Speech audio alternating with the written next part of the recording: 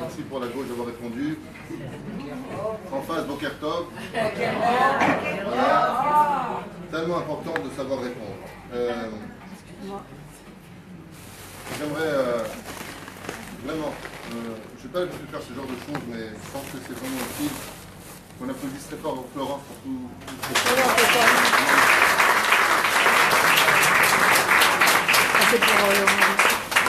les coups de téléphone, c'est est-ce que tu peux venir, est-ce que tu peux m'envoyer le Rav Abraham, est-ce que tu peux, là on vient, on s'assoit, on croit que tout c'est fait tout seul.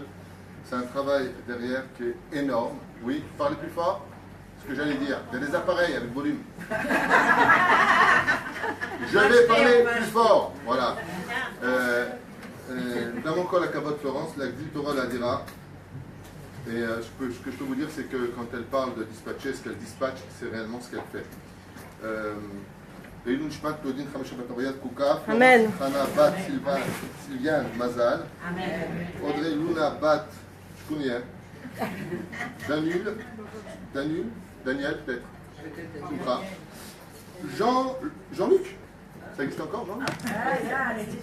Jean-Luc, Gertrude. Alors Jean-Luc Yehuda Ben Eliaou Bezrat Hashem. Ben Stéphanie. Je suppose qu'il y en a certainement qui auront besoin de partir parce que rendez-vous les enfants, le qui que quoi donc lequel. Vous pouvez vous lever, ça ne me vexe pas. Il y en a qui ont la gentillesse de me le dire. Je suis désolé, je devrais partir à telle heure précise. C'est du savoir-vivre. Toda Rabba. MBZ Baya. לעילוי נשמת אליהו חיים בן רינה קוקה. ודאי, לעילוי נשמת אליהו חיים בן רינה קוקה. רינה קוקה, bon, je vais faire בגן עדן. טוב.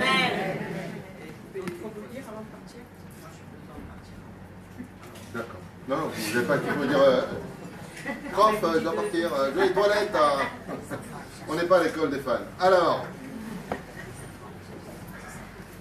merci aussi à toi, ma femme, de m'accompagner partout où je vais dans la Shkhanet. Amen. Bezrat Hashem Yitbarach. Donc, on va parler aujourd'hui d'un des sujets qui nous concerne tous. Il n'y a pas une personne, surtout dans le monde sparade, sparade, tunisien, marocain, un peu moins algérien, beaucoup moins ashkénaze, beaucoup moins. On est ce qu'on appelle, nous les juifs, dits sparades, des personnes au sang chaud. Il ne faut pas nous chauffer. Il faut éviter de chauffer un Marocain. Il faut éviter de monter la tension chez un Tunisien. Parce que vu son poids, il peut exploser, il y en a partout. Il faut éviter les dégâts, Bekit. On est tous atteints d'une maladie qui est le challenge du pourquoi Hachem, d'une certaine façon, nous a créés. Alors juste avant de commencer ce shiur, qui a vu les shiurs de hier matin? Et on se casse. Hier matin, c'était un peu la préface de ce cours d'aujourd'hui, et aujourd'hui, c'est la préface du cours de ce soir. Parce que comme ça, c'est un très très long cours dans l'ensemble. On va parler de la colère. Est-ce qu'une personne pourrait lever la main ici avec Baruch Hashem, le nombre de femmes que je vois devant moi, et dire « je me suis jamais mise en colère » ? Impossible, c'est la vraie réponse. Tout le monde est d'accord pour le dire. Et cette mida-là, cette mida de dite de la colère, est considérée, comme le dit le Rambam dans le Ilchot Deot, comme étant la mida, ça veut dire la mida. La qualité. Non, justement. En français, j'ai un problème, j'en ai parlé hier matin. Mida, Tova, Midara, on dit. Donc, c'est un trait de caractère négatif à l'extrême, comme le dit le Rambam. Il y a deux choses sur lesquelles on ne s'accorde pas, on ne traite pas, on ne fait pas de contrat au niveau des midot, c'est l'orgueil et la colère. Avec ça, on ne négocie pas, on s'en éloigne à l'extrême. La colère, c'est un sujet qu'on doit emmener à l'extrême de l'autre côté. Pourquoi ?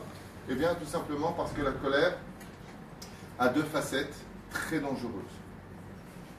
Et ces deux facettes très dangereuses peuvent tout détruire dans la vie d'un homme ou d'une femme. Quand je vous dis tout, c'est jusqu'à la mort. Ad mitat amishpacha.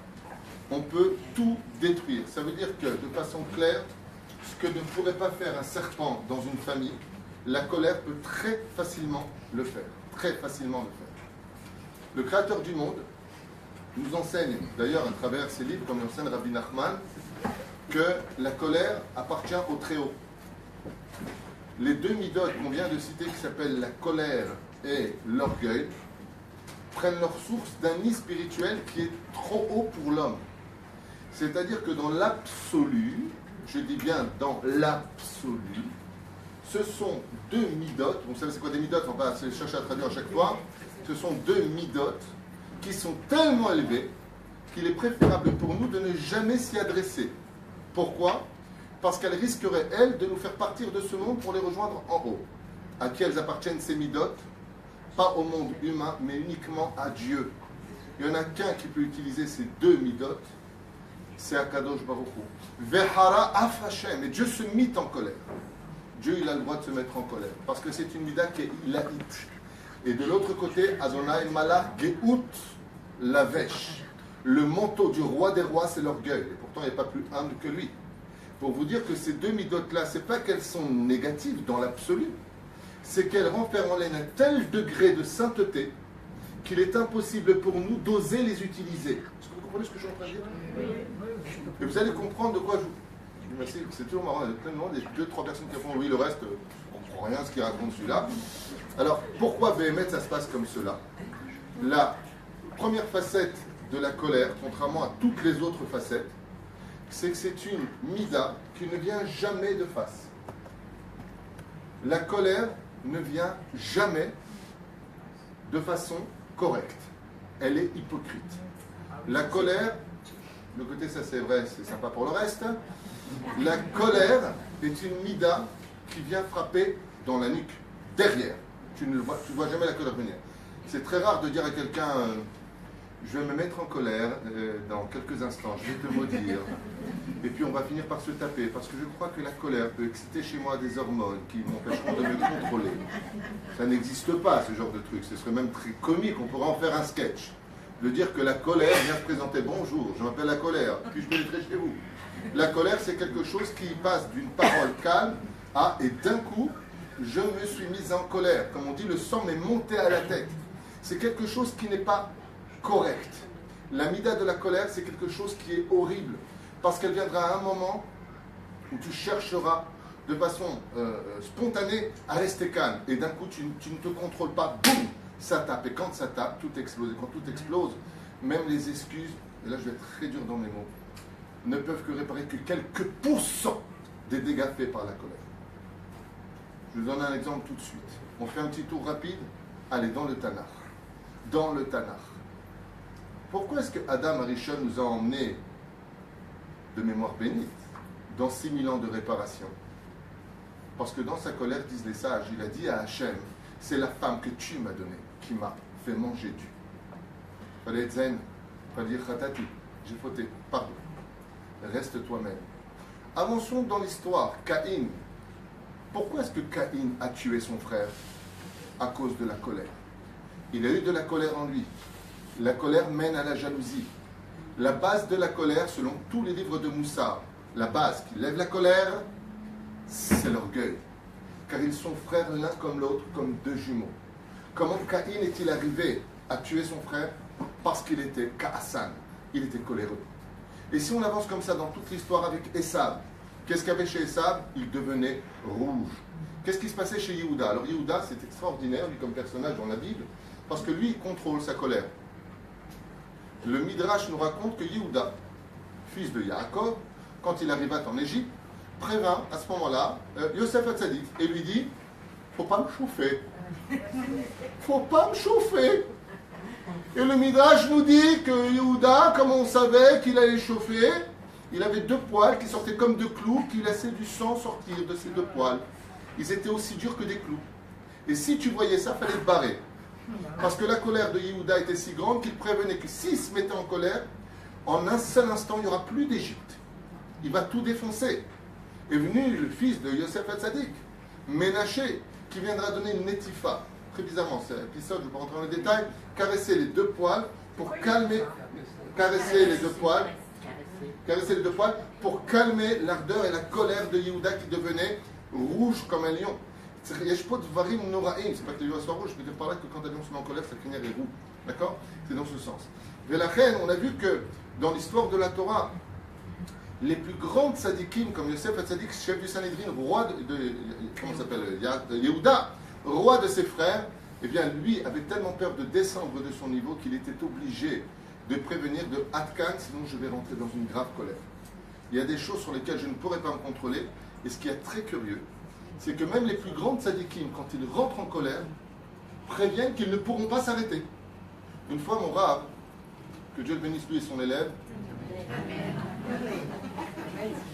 écoutez, si je peux me mettre dans la bracha, pourquoi pas. Mon Rav, le Rav Aryeh Garbian, avait prévenu une personne d'arrêter de constamment déranger pendant le cours.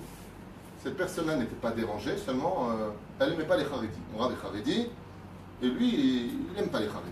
Donc tout ce que faisait mon Rav, il disait il faut aller à droite, lui disait non, là, la lui aussi il faut aller à gauche.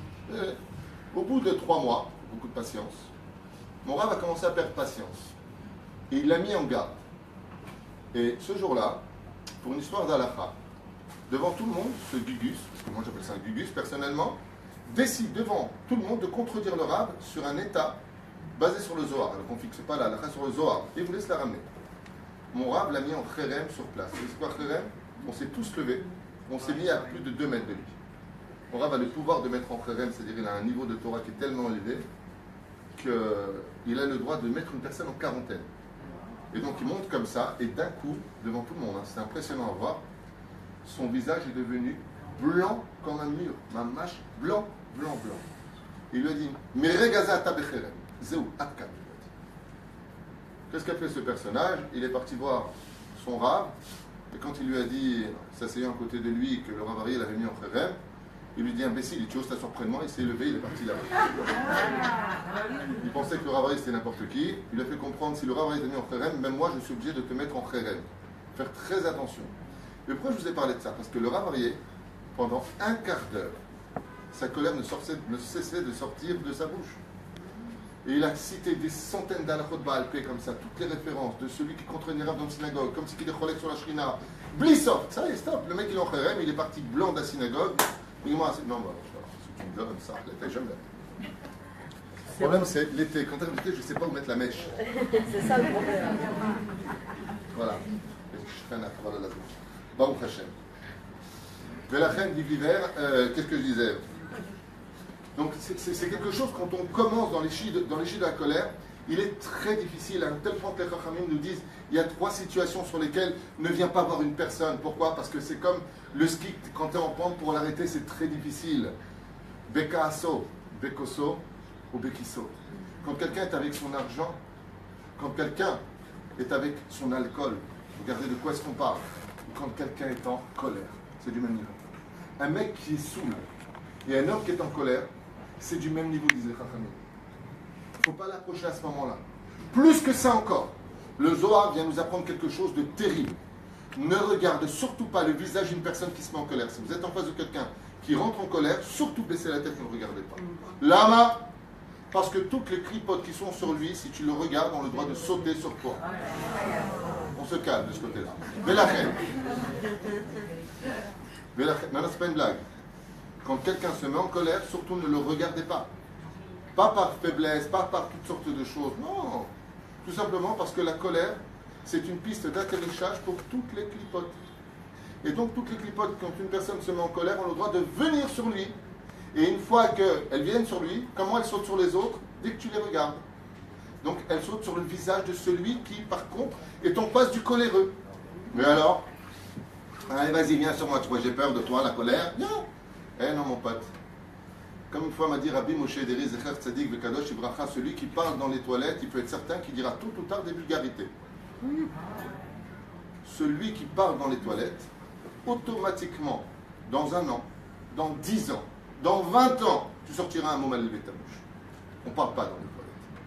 Mais la reine, c'est la même chose. Quand tu regardes quelqu'un qui a de la colère en lui, ces clipotes qui sautent sur toi viendront et auront le droit de venir par derrière et de te dire « Bébé, toi aussi maintenant tu te mets en colère. » Il y a un homme qui, le pauvre, a tout perdu.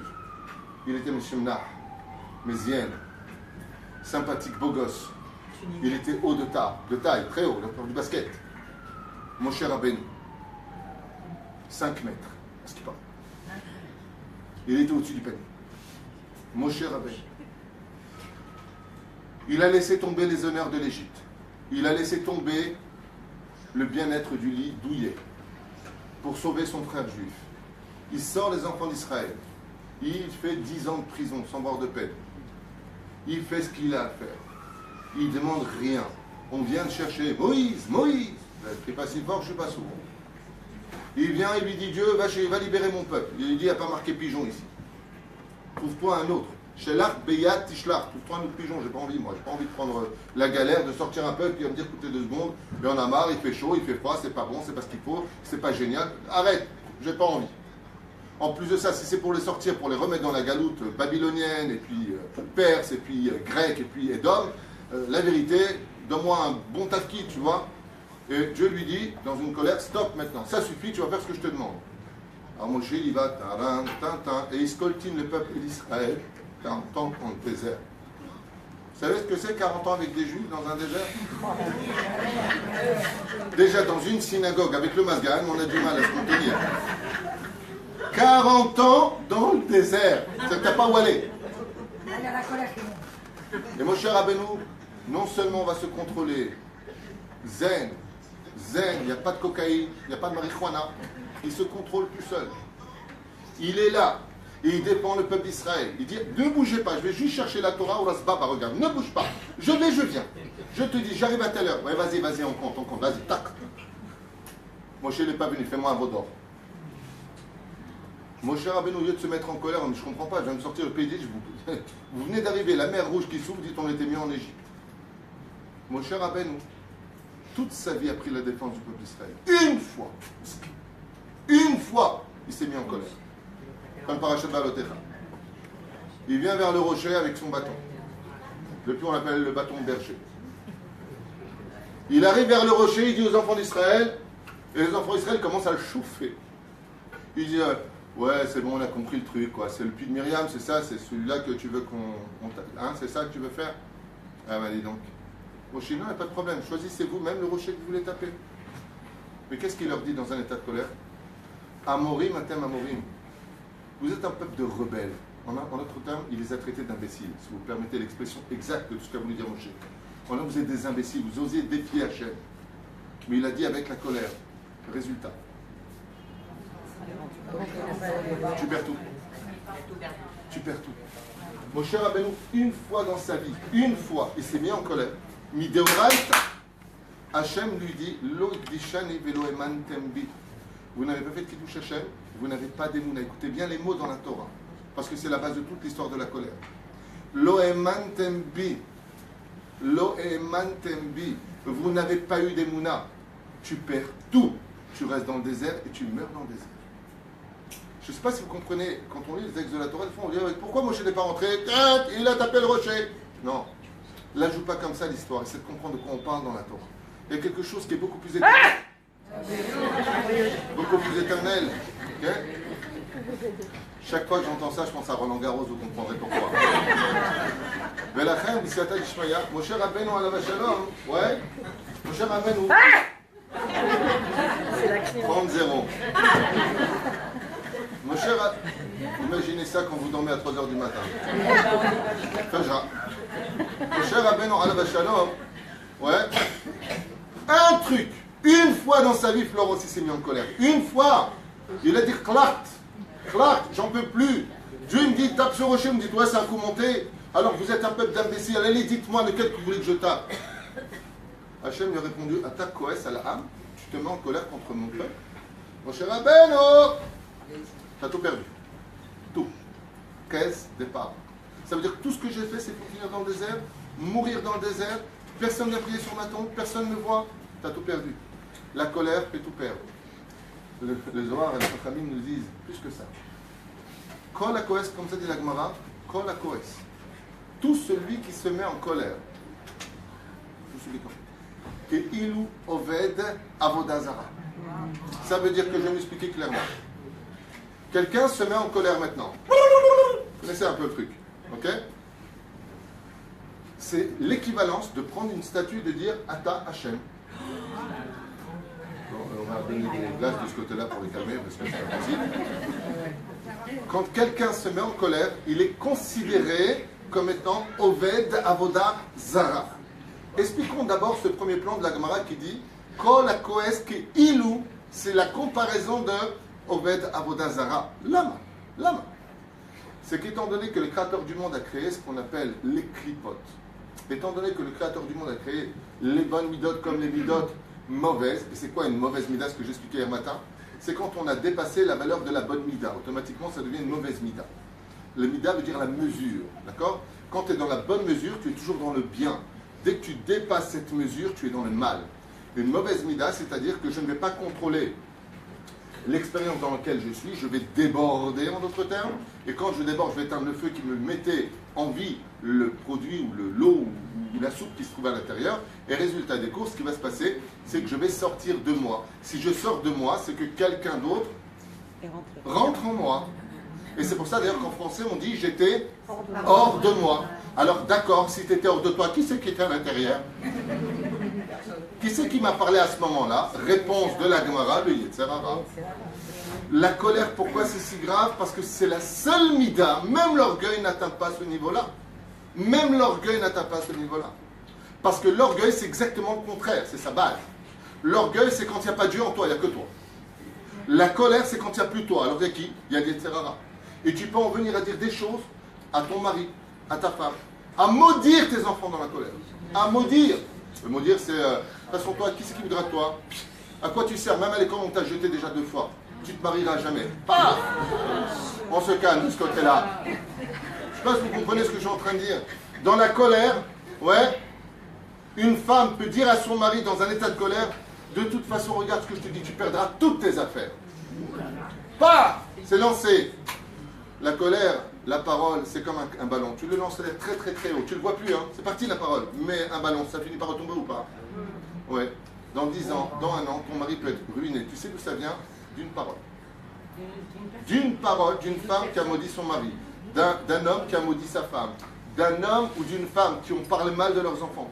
À cause de la colère, les Chachamim nous disent fais très très attention. Parce que la colère, c'est un élément de destruction. Prenons par exemple l'exemple du Lachon Hara. C'est quoi le Lachon Hara dans l'absolu? C'est une pseudo-colère. L'orgueil, c'est de la colère. La jalousie, c'est une colère intérieure.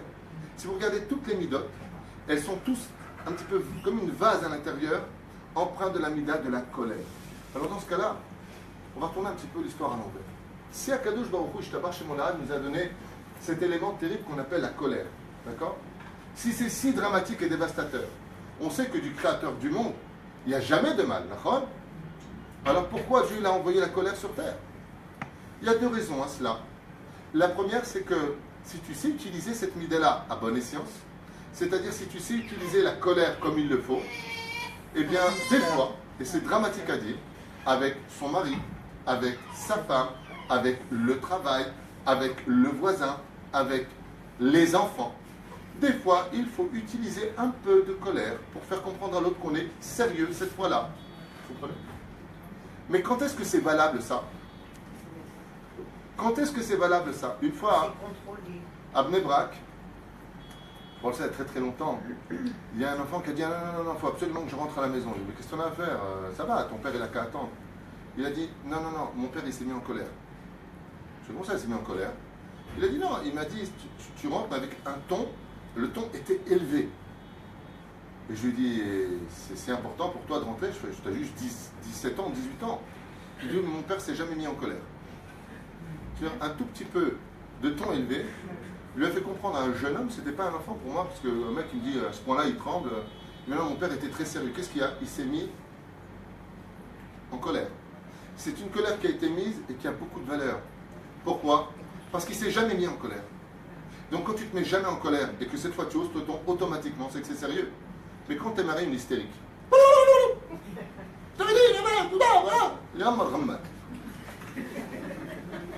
ou le mec colérique,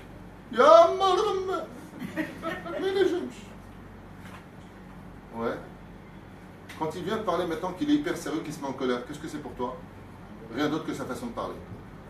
Ça veut dire que tu vas ridiculiser une mida qui en réalité peut devenir une mida importante comme un rave dans une synagogue. Il dit une fois gentiment, 2 fois, arrêtez de parler, arrêtez de parler, arrêtez de parler, arrêtez de parler, arrêtez de parler. Et à un moment, le rave va se lever, va taper sur la table. Là, les gens vont réellement comprendre, faire un choix. Où je m'en vais de la synagogue, parce que moi, le côté synagogue, c'est un bistrot. Il y en a qui aiment ce côté-là, ça va, c'est bien, vis ta vie et laisse-moi vivre la mienne. Mais d'autre côté, si ce Rav ne se met pas en colère, il aura des comptes à rendre. Ça veut dire qu'il y a des moments dans la vie où on doit m'aspic, ça suffit. Il faut prendre les choses au sérieux. C'est-à-dire que la colère, elle a quand même cet égie-là. Alors ça, c'est très bien pour du quitte à lèvres, tout ce que je viens de dire, mais ça va beaucoup, beaucoup plus loin. Et je veux dire de quoi est-ce que je parle. C'est passé une histoire très intéressante, malheureusement, d'une femme qui était stérile. Oh, je laisse tomber, je suis une fontaine. Une femme, malheureusement, était stérile. Et après avoir passé les 20 ans de sa vie à attendre de tomber enceinte, elle s'est rendue compte que le problème, en fin de compte, après 10 ans, pas 20 ans, 10 ans, Al-Pi Halakha, si on a en Israël Kalvachomer, si une femme ne donne pas d'enfant à un mari, l'Halakha demande de ou la congédier ou de prendre une autre épouse si elle accepte. Vous savez, faites votre choix. Mais il barère que c'était pas elle le problème, Bassof. C'était lui le problème. Il avait un zéra qui était lent. C'est Akka. Cette femme qui adorait son mari n'a pas voulu divorcer. Parce qu'elle aurait très bien pu dire, écoute, Baba, t'arrives pas toi à avoir d'enfants, moi, Bassof, c'est pas moi qui ai le problème. Donc, Mechila Mikvodo. Mais elle a dit non. Anima Amina Bemuna Shlema. Elle a répondu à son mari que c'est Akadosh Baruch Hu, les amis, dans cette situation, c'est qu'ensemble ils devaient surmonter cette situation, c'était leur petit coup. Et qu'est-ce qu'elle fait? Elle est partie voir sa grand-mère avec des larmes et lui a dit, une maman sans enfant, c'est l'olaire. Je veux avoir un enfant. Et la grand-mère, comme les grand-mères d'avant, qui étaient d'une grande, grande sagesse, au niveau des mollets, c'était des dinosaures, au niveau de la tête, c'était des grands sages. Nos grand-mères, qu'est-ce qu'elle lui a dit? Elle lui a dit, ma petite fille, tu vas là-bas, tu pries, tu vas avoir un enfant. Elle lui a dit, tu sais quoi, tu as raison. Et voilà qu'elle prend un bus. Elle organise un bus, comme ça, pas elle. Il y a une organisation de bus pour équilibrer cette équipe. Et là-bas, il faut louer sa place. Et voilà qu'au moment où elle vient pour s'asseoir, il y a un juif américain, dans un état de colère, qui lui dit de se lever immédiatement de cette place, parce que lui devait partir aux États-Unis, et il lui fait une humiliation en public, comme rarement vu dans un bus. Une humiliation, il lui hurle dessus. Maintenant, elle a le cœur brisé. Son mari est à la maison, il dit quoi? Alors moi, je ne peux pas avoir d'enfant, je vais garder une femme. C'est un couple merveilleux. Elle lui dit, mais c'est ma place, regardez, je vous sors le ticket. Il lui prend le ticket et il lui jette par terre. Il y a une femme qui est là-bas, qui est assise sur ce bus. La femme dont je vous parle, ce n'est pas celle qui l'a prié. C'est une femme qui est assise. Et elle se fait humilier par un Américain. Maintenant, la fille qui est partie sur le Kibret Tzadikim, elle est juste derrière. Et elle regarde la scène. Elle regarde la scène, elle regarde la scène. Et elle ne sait pas quoi faire parce que la personne est tellement en colère qu'elle dit, si j'interviens, on ne va pas construire, on va encore plus détruire. Tout le monde va se mêler, ça ne va pas le faire. Et elle ne se sent pas la force, elle est détruite de l'intérieur. Qu'est-ce que fait la femme qui était devant? Se lève très délicatement avec son kissouille. Elle baisse la tête, elle se lève devant lui, sans lui demander son ticket, elle lui dit, prenez la chaise. Elle descend du bus, le bus se ferme et il commence à voyager. Il commence à voyager, et puis vous savez qu'il y a des takanon, il faut s'arrêter au bout d'un certain temps pour aller aux toilettes. Il s'arrête à une station de bus, et là, Mina Shamaï, le deuxième bus qui partait à Hebron, pas Hebron à Rabbi Meir, ou non, c'est Rabbi Shmuel, excusez-moi, ouais, à Méron, s'arrête exactement ensemble. Et la fille qui avait pris le bus pour aller prier chez Rabbi Shimon Bar Yochai se retrouve nez à nez avec cette jeune femme qui s'est faite violemment humilier alors qu'elle avait sa place et que l'autre ne voulait rien entendre. Et elle s'est rappelée de ce que lui avait dit un jour sa grand-mère à propos de la colère. Elle lui a dit, si un jour quelque chose bloque dans ta vie, que rien ne marche, tu as fait des sgoulottes, tu as jeûné, tu as mis d'atsedaka, il y a une chose qui est le desktop du mazal. C'est un desktop. C'est de te faire bénir le jour même d'une personne quand elle a été humiliée au plus profond d'elle-même, qu'elle n'a pas réagi, qu'elle lui a pardonné. Qu'est-ce que fait cette femme? Elle vient voir l'autre en lui demandant comment elle avait réagi. Et la femme lui répond avec son kissouille, écoutez bien la parole, elle lui dit comme ça, Baruch Hashem, j'ai fait une belle capara, j'étais juste inquiète pour vous toutes dans le bus qui n'avait pas réagi, parce que quand on humilie quelqu'un en public, si vous ne réagissez pas, Alors j'ai dû travailler ma mida de ne pas me sentir humilié pour ne pas que vous, dans le bus, vous ayez des comptes à rendre. Alors regardez comme ça, elle lui dit, Wallah, on est folle. Elle lui dit, Akom Me'et Hashem. Alors je suis descendu de ce bus et je suis entré dans l'autre bus, j'ai repayé ma place parce que je n'avais pas ma place. Ma place était là où j'étais. Elle lui a dit, est-ce que je pourrais avoir une bénédiction de votre part? Et cette femme lui a dit, dans quel sens? Eh bien, mon mari est stérile. On n'arrive pas à avoir d'enfant, ça fait 10 ans. Il faut qu'on prenne une décision. Ou on divorce, ou on trouve une solution. Et Mina Shamaim, je vais chez Rabbi Shimon Bar Yochai et je vous trouve sur la route. Elle lui a dit comme ça, Besach Hakol, Giveret Baotisha Chodashim Bilvad, Ben Zachar al Birkaï. Dans 9 mois précis, un garçon sur vos genoux. 9 mois plus tard, 9 mois plus tard à Bnei Brak, cette femme, pas 10 mois, pas avant, Mamash Tisha Chodashim, elle a eu un Ben Zachar. Les Chachamim, ils disent, comme le Rav Kanevski, une fois on est parti le voir, il y a un homme qui avait beaucoup de problèmes, je vous finis comme ça à toute vitesse, puisque ça reste dans le cadre de l'histoire, le Rav Kanevski, on est parti le voir, parce que rien n'allait dans la vie de quelqu'un. Et il lui a dit, le Rav Kanevski, il lui a dit, va trouver quelqu'un contre qui on s'est mis en colère, qu'il a bien pris, demande-lui une bracha. 3 mois plus tard, cet homme revient le voir, vient voir le Rav Kanevski en disant, Kibati bracha me'et Hashem ha'etazot niflash beinenu. J'ai trouvé une personne, duquel une autre personne s'est mise en colère à un tel degré, comme il m'a béni dans toutes mes actions, il a dit, je suis remonté, je vais faire un don. Il est venu faire un don Rav Kanevski. Ad kedekar. Donc si on n'avait pas l'égide de la colère, si on n'avait pas cette situation, comment est-ce qu'on pourrait avoir des bénédictions? Vous comprenez d'où vient la source de la colère? Elle est d'un tel degré que Midata Elohim a créé le monde. Bereshit bara Elohim et Hashamayim ve'et haaretz. La création du monde a été créée par la Mida de la colère et de la justice. La justice, c'est la colère. Tu fais pas, tu prends. La justice divine dans le ciel, si tu es capable de la laisser à sa place, elle devient miséricorde. Et elle te bénit là où personne ne peut te bénir. Là où personne ne peut te bénir. Tu vois quelqu'un qui s'est fait humilier en public. Toutes ses fautes passent chez l'autre. Et celui qui a humilié, un lo chelek la olam haba. Yored Gehinam ve'eno ole leolam. Il descend Gehinam, ne remontera plus jamais, dit la Gemara dans Masechet Bava Metzia. Mais la Chel B'Siata d'Ishmaïa, on comprendra que des fois l'espoir il vient de quoi? De la Klippa. L'espoir d'une personne, quand tout est bloqué, peut venir de quelqu'un qui s'est mis en colère, qui a humilié quelqu'un d'autre, grâce à sa mida à lui d'avoir reçu Bé'ava, la colère de l'autre, celui qui bénit dans la journée, c'est plus qu'un samba. C'est plus qu'un baba. C'est plus qu'un rab. Pourquoi? Parce qu'il est monté au plus haut du degré du Kisei HaKavod et il a ouvert tous les shefas, tous les canaux d'en haut se sont ouverts. Celui qui le bénit est béni automatiquement sur place. Il n'y a pas besoin de temps. Alors que les tzadikim, c'est marqué. Quand un tzadik il bénit, il faut du temps pour la bénédiction s'accomplir. S'il maudit, c'est immédiat. Mais celui qui est humilié par la colère, celui qui bénit est béni immédiatement. Alors qui est le plus fort? Alors la colère, elle est bien ou elle n'est pas bien? Elle est bien que quand elle reste à sa place. Laisse la colère à sa place. Al tishtamesh ba. Zeperush adama. Ve'alken. Dans la Gemara, dans la Sechet Shabbat, de Daflamed Aleph, Hamoud Aleph, on nous parle là-bas d'une histoire très bizarre d'un homme, unique dans l'histoire. Il s'appelait Hillel Azaken. Hillel, Shammai et Hillel, il y a des Shammai. On raconte comme ça dans la Gemara une histoire un peu spéciale sur Hillel, qui a fait de lui d'ailleurs ce Hillel qu'on connaît si bien aujourd'hui. Hillel. dont toute la halachot, pratiquement à part 3, ont été fixées selon Hillel Azaken. Hillel a été mis à l'épreuve dans sa vie. Comme ça nous raconte la Gemara. Sur quoi il a été mis à l'épreuve? Alors je vous raconte l'histoire en 2 mots. Il y a 2 gugus qui ont fait un pari en disant que si on parie 400 cycles d'argent, je ne sais pas si vous imaginez un petit peu la somme, c'est comme tu dirais aujourd'hui 40 000 euros ou 50 000 euros, ouais. Je peux mettre Hillel en colère. Je peux imaginer un petit peu. Les gens s'ennuyaient à l'époque des Zougot, des Tanaïm. Je fais dans la vie, je m'ennuie, mais on fait un pari.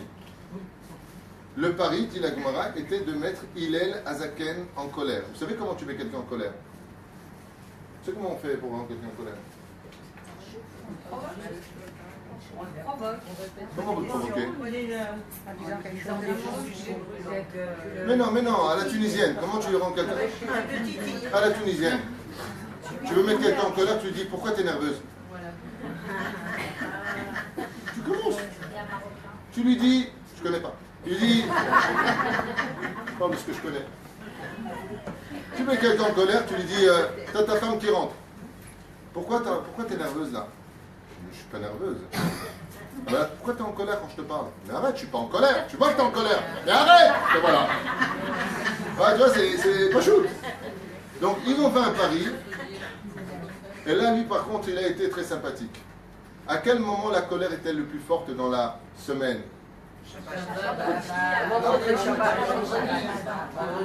Le vendredi à l'entrée de Shabbat pour te pourrir ton Shabbat. Quand est-ce qu'on est en colère? Le jour de la faute originelle, c'était vendredi. Le vendredi est devenu un jour de colère. Et la Gemara dans Maseret Shabbat, page 155 à Moudbet, nous dit, celui qui est né un vendredi, court après les mitzvot. C'est pour ça que pour éviter la colère le vendredi, qu'est-ce qu'il fait Hachem? Il va nous occuper, fait la maison, va faire les courses, il monte du sucre, va chercher le truc, le machin, mets la table, fais la spongia, fais les carreaux, il y a ta belle-mère qui arrive, calme-toi, et la totale. Résultat, le vendredi, c'est le jour qui Matemesh. C'est le jour de la colère. C'est le jour où si Chaz Shalom on ne se contrôle pas, tout te met en colère. Chérie, au début, surtout les femmes sont trop mignonnes. Chérie, fais ta chambre. Chérie, fais ta chambre. Chérie, fais ta chambre. Elle hurle. Pourquoi? Tu fais la spongia. T'as le mari qui revient avec les nerfs comme ça, il a amené les courses que sa femme a oublié de faire le jeudi. Et là, ça commence. Puis là, je comprends pas. Je travaille la journée, tu fais les courses, tu peux pas penser à tout. Il manque ça, il manque ça, il manque ça, il manque ça. Il arrive avec les courses. Il entre directement à la maison. Kautrabi, le satan, il est très fort. Au moment où elle a fini la spongia. Et là, elle a les nerfs. Pourquoi elle a les nerfs? Parce que le petit, il n'a pas arrêté d'exciter. Elle a mal au rein, mais personne n'est au courant. Ouais. Et elle a fini la spongia. Et le mari rentre avec ses grosses godasses, avec les nerfs en plus. Ne me parle pas, il y avait une queue à la sortie d'Égypte. Hein, il y avait la sortie d'Égypte, ne me dis pas un mot. Et elle lui dit, mais je comprends pas, t'as pas de pitié pour moi? Qu'est-ce que j'ai fait encore? Regarde, je vais faire la spongia, j'en peux plus. La colère, et la colère, et la colère, et la colère. C'est le jour de la colère. Alors ces deux Gugus, ils ont décidé d'aller voir Hillel le vendredi. Mais à un moment très très très dur, le vendredi. Le matin, ça va un petit peu. L'après-midi, ça se gâte. Vers Shabbat, il faut parler à personne. Tu rases les murs quand tu rentres. Parce que c'est le moment où on a vite envie de finir. Vous avez remarqué qu'on a toujours un truc à faire. Ça ne s'arrête jamais à la maison. Grâce à Dieu. Blainara. Ouais, mais c'est des moments où il faut être zen. C'est un joint, Bob Marley, tranquille, vas-y, salut, c'est bien. Ça va, ouais, je vois des papillons, la vie est cool. Les murs sont roses. Il n'avait pas de joint. Et s'il y a une chose, je me rappelle une fois, alors on était à Shayatim, que Dieu me pardonne ce jour-là, c'est la première fois de ma vie que j'ai failli frapper un juif. J'ai vraiment frappé, ça veut dire que j'ai fait ça. Il est minuit, l'heure du crime. On est à la maison, on rentre dans la chambre, et d'un coup, je ne sais pas si vous allez comprendre ce que je vais vous dire, on a les enfants à la maison, un fou furieux tape à la porte de toutes ses forces. Pas comme ça, bam, bam, bam. Ma femme a eu très peur, donc elle s'est cachée derrière moi, c'est normal. Bon, il le fait une fois, ça va. D'accord? Mais le mec n'arrête pas. Mais quand je vous dis de toutes ses forces, c'est de toutes ses forces. Il est juste minuit à la montre. Donc, moi, je me prépare. Position de combat. S'il tape comme ça, c'est qu'il est venu se taper, quoi. C'est pas... Et j'ouvre et je vois 3 bracelets. Et rien.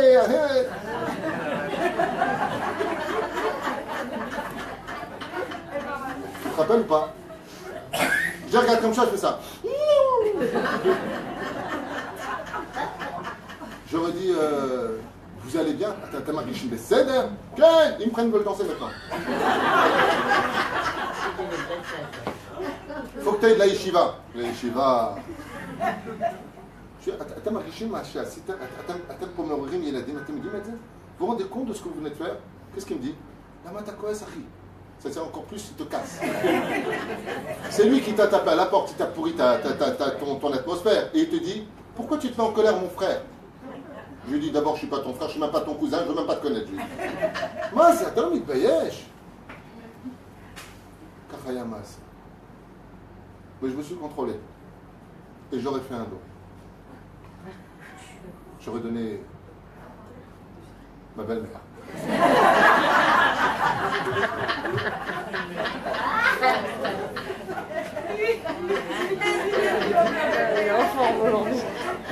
était à la maison ce jour-là, j'ai dit Mémé, Rabotai Rabotai, Takshivu était. Il est la Zaken. S'il y a un moment où il ne faut pas déranger une personne, c'est quand, imaginez, vous rentrez dans la salle de bain, et à ce moment-là, on tape à la porte de votre salle de bain, vous avez le shampoing sur les cheveux. Ouvre! Essayez de rester calme, je vous défie. Alors au début, c'est... J'ai du shampoing sur les cheveux. Je ne peux pas sortir. Ouais. La Gemara nous raconte, regardez bien de quoi on parle dans la Gemara, le Talmud. Punaise, on parle de Torah Nitzrit, une Torah qui vient du ciel. Hillel est descendu dans son mikvé. Il était pas ça devant au mikvé. Il rentre dans l'eau et il fait comme ça. Hein? Et l'autre écrit Hillel! Oh Hillel! Hillel ouche! C'est comme si que je vais chez le Rav Shach, je dis Shach! Shachounet! Chapinounet! Ovadenet! Le Rav Mocheliou, Lilou! La Gemara dit, pour mettre Hillel en colère, au lieu de l'appeler, c'était le prince de la Torah. Au lieu de l'appeler avec les titres honorifiques qu'on se doit le pied à la fin d'appeler, comment il l'appelle? Ililouche! Lilou! Hillel!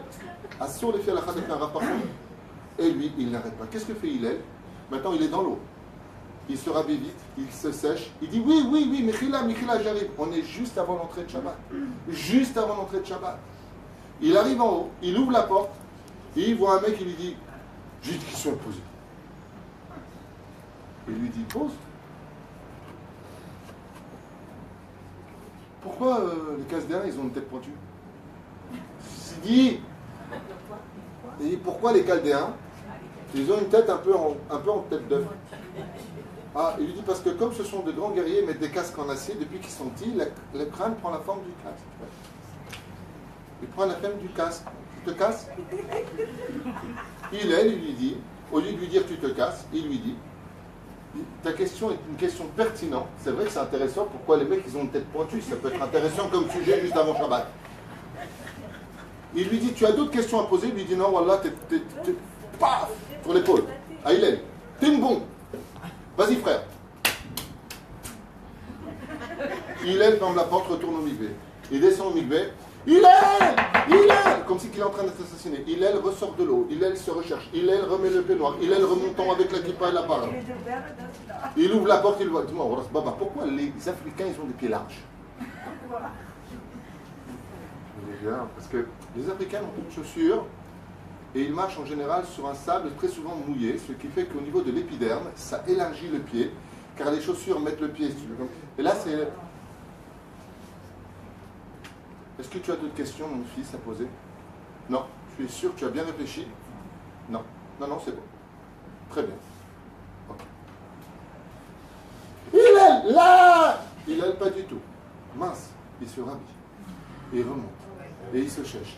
Il a la kippa sur la tête. Pas, il a oublié la kippa. Cette fois, un abdin filikné. Non. Il ouvre la porte.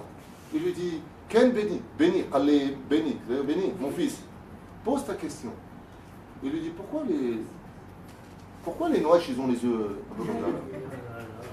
Il lui dit parce que le premier Chinois, comme c'est marqué dans le livre de Noach, Parashat Noach, les premiers Sinim sont arrivés dans ce continent où il y avait énormément de sable et de poussière, et étant donné que le vent était fort en Chine à cette époque, ils étaient obligés de plisser les yeux. Quand les femmes enceintes sont tombées enceintes, regardant leur mari constamment plisser les yeux revenant du travail, ont engendré des enfants qui ont les yeux plissés. Il lui a dit, Ziva, t'es trop fort comme mec. Oh, Ziva. Et là, il lui dit, je ne sais pas si vous comprenez de quoi je vous parle. Et il retourne, il ferme la porte, descend les escaliers, il va dans son mikvé, il enlève, c'est le prince de la Torah, on ne parle pas de n'importe qui. Ouais. Et il rentre dans le mikvé. Hillel! Moi, je serais monté le voir avec un fusil. J'aurais fini à l'âge. Fais ça un Tunisien, tiens. Vas-y, essaye. Vas-y. Florence, fais ça un Tunisien à 4 fois de suite. Hillel ouvre la porte et lui dit, Ken, écoutez bien les mots, dans la Gemara, Ken béni. Oui, mon fils. Et là, il lui dit, ouais, c'est bon, on va arrêter le truc. Je suis venu te dire qu'il y a Yiratson qui n'est pas de Hillel sur terre comme toi. Hillel, au lieu de lui dire, je t'ai rien demandé, j'ai pas besoin de quoi, c'est toi qui me poses des questions, il lui dit, Chas v'shalom, qu'est-ce que je t'ai fait? Je ne sais pas si vous entendez. Hillel lui dit, Chas v'shalom, pourquoi tu me dis une chose pareille? Qu'est-ce que je t'ai fait? Je te dois des excuses pour que tu me dises qu'il n'y ait pas deux Hillel comme moi. Il lui a dit non, parce qu'à cause de toi, je viens de perdre un pari, je viens de perdre 400 pièces. Et là, Hillel lui répond, mieux vaut perdre le double, mais ne pas mettre une seule fois Hillel en colère. Hillel le met en garde et il lui dit, fais attention. Car si tu avais gagné ton pari, tu n'aurais jamais pu toucher une seule pièce. Car la colère d'un tzaddik est radicale. Je vous le dis, la malédiction. Car ça peut être à nous Agmara. On a le cas d'un autre personnage. Vous connaissez tous l'histoire du Baal Shem Tov, tellement connu. Le fameux grand Baal Shem Tov, Rabbi Israël ben Eliezer. Alors qu'un couple n'arrivait pas à avoir d'enfants, ils sont partis voir le Baal Shem Tov. Et le Baal Shem Tov leur a dit, je ne peux rien faire pour vous. Le droit d'arabe, celui que vous bénissez est béni, celui que vous ne bénissez pas, il n'est pas béni. Ils sont revenus l'année d'après, et le Baal Shem Tov leur a dit, je ne peux rien faire pour vous. Ils sont venus la 3e année, et le Baal Shem Tov leur a dit, je ne peux rien faire pour vous. Ils sont venus la 4e année, et là la femme, Itpartsa bebichria shel alev, elle a pleuré de toute son âme. Et elle a dit, Gvod Arav, si je n'ai pas d'enfant, animeta. Quoi qu'il se passe, je vous en supplie, bénissez-moi d'un fils. Le Baal Shem Tov, il lui dit, dans 9 mois, tu auras un enfant sur toi. Mais attention, le jour de sa bar mitzvah, maintenant on ne même pas venir, il est en livraison par la cigogne, le jour de sa bar mitzvah, n'oubliez pas de m'inviter. Vod Arav, l'Aïni al-Arasi, quel honneur vous nous faites. Vous êtes prêts à être invités à venir à la bar mitzvah de mon fils? Wouh, 1000 euros de Baal Shem Tov. Et les parents ne comprennent pas, seulement effectivement, ils ont eu un enfant après 9 mois, il y a eu le Brit Mila, seulement il y a eu un hic. Il y a eu un grand hic. L'enfant était aveugle, sourd et muet. Au moins, on ne pourra pas dire qu'il a vu des choses interdites ou parler du Lachon Hara. Il est aveugle, il est sourd et il est muet. C'est extrêmement dur pour les parents. Ils n'ont qu'un seul fils, et on se demande à quoi il sert. Il ne peut pas aller à l'école, il ne peut pas étudier, il n'entend pas, quelqu'un qui est aveugle, les cours des cours de Torah. Là, c'est quoi le but? Pourquoi un enfant qui est tellement concocté dans toute la possibilité de ce monde? Ils disent rien. Ils attendent le jour de la bar mitzvah. 13 ans passent très vite. Et voilà que le jour de la bar mitzvah, ils appellent le Baal Shem Tov qui arrive pendant la cérémonie religieuse. Et là, il y a une grande table ronde. Tout le monde connaît cette histoire, elle est très connue, elle est. Il y a une maman qui sort de la cuisine alors qu'il y a de la musique, les invités sont là, les Talmidei Chachamim sont à la table du bar mitzvah, et une femme sort comme ça avec son poulet demandant s'il est cachère ou pas. Est-ce qu'il est cachère ou pas? Pourquoi? Parce que la pâte s'est cassée, mais est-ce qu'elle s'est cassée avant la shrita, après la shrita? Est-ce qu'il y a plein de points à pied à l'akha? Et le premier raf prend le poulet, il dit je sais pas. Et quand le raf de gauche vient pour donner le poulet au raf de droite, c'est le gosse qui se lève, qui prend le poulet, il dit cachère, il le laisse tomber en arrière, il tombe et il meurt. Il tombe et il meurt. Les parents qui avaient élevé cet enfant de toute leur âme, avec tout l'amour disponible par rapport à ses conditions à lui, ne comprennent plus rien. Ils sont par terre. À ce moment-là, le Baal Shem Tov qui était présent se lève et il dit, séchez vos larmes, je vous explique. Asseyez-vous. Il leur dit comme ça, hein. Il y a plusieurs années de cela, vous étiez venu me voir une fois, puis 2 fois, puis 3 fois. Et je vous ai refusé, non pas parce que je voulais vous refuser, mais parce qu'il fallait des parents dignes de recevoir un enfant unique au monde. Cet enfant, alors que le corps était par terre avec un drap sur lui, Bessachako, le jour de sa bar mitzvah.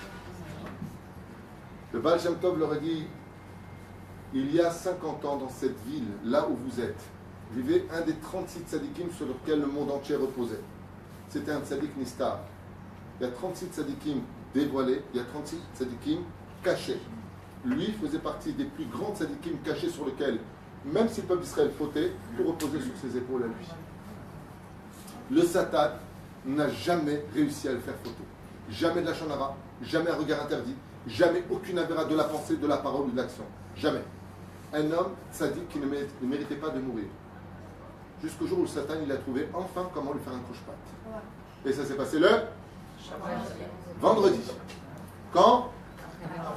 Juste avant l'entrée de Shabbat. À quel moment? Quand il rentrait dans son mikvé. Rabbi, la même histoire qu'il est.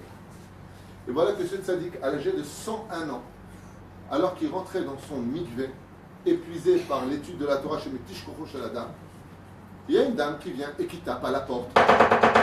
Vodarav! Vodarav! Et elle n'arrête pas d'hurler. Le Rav, étant très fatigué, a du mal à monter les escaliers. Il arrive en haut, pareil, kippa, avec son peignoir bien fermé, avec sa longue barbe, et il dit à la dame, en quoi je peux vous aider, madame? Shabbat rentre bientôt. Elle lui dit, mon poulet, il est caché ou il n'est pas caché? Et il lui a dit, madame, je suis un peu pressé de faire une vérification maintenant, de savoir si les 5 simanim, selon ma Troulin, Enizman, qu'est-ce qu'a fait ce tzaddik? Il a pris le poulet, il a dit, ça fait craval. Il a pris le poulet, il l'a jeté à la poubelle. Il a pris le poulet que lui, il avait préparé pour lui, il lui a dit, voilà un poulet pour Shabbat. Celui-là, c'est sûr qu'il est caché. Et voilà que quand cet homme est décédé, dit le Baal Shem Tov, arrivé devant le trône divin, il a été accueilli par qui? Kahlawi Tonsi. Gan Eden. Gan Eden Eliom, il kiffe sa race. Seulement, voilà, il y a une petite voix qui est sortie.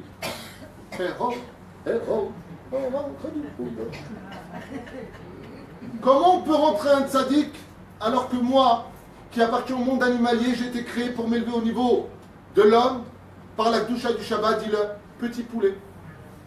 Le coq vient porter plainte contre le tzaddik. Le seul homme dans tout ce continent qui était capable de dire que j'étais cachère, c'est lui. Et lui me jette à la poubelle, moi j'ai pas fait mon tikkun. La reine dans le ciel ont cherché qui pouvaient être les parents dignes de recevoir un tzaddik gamou. Mi yachol et kabel, qui sera les parents qui auront le mérite d'avoir un autiste, d'avoir un enfant qui est une balle, qui sera celui qui aura ce route. Quand vous êtes venu la première fois, vous n'avez pas encore le niveau. À la 4e fois, quand vous avez dit de tout votre cœur que quoi que vous donne Dieu, vous êtes prêt, vous avez été digne de le recevoir. Le père, il dit au Baal Shem Tov, alors pourquoi 13 ans? Il dit parce que le créateur du monde, Mida Keneged Mida, quand il a fauté, il était majorité religieuse.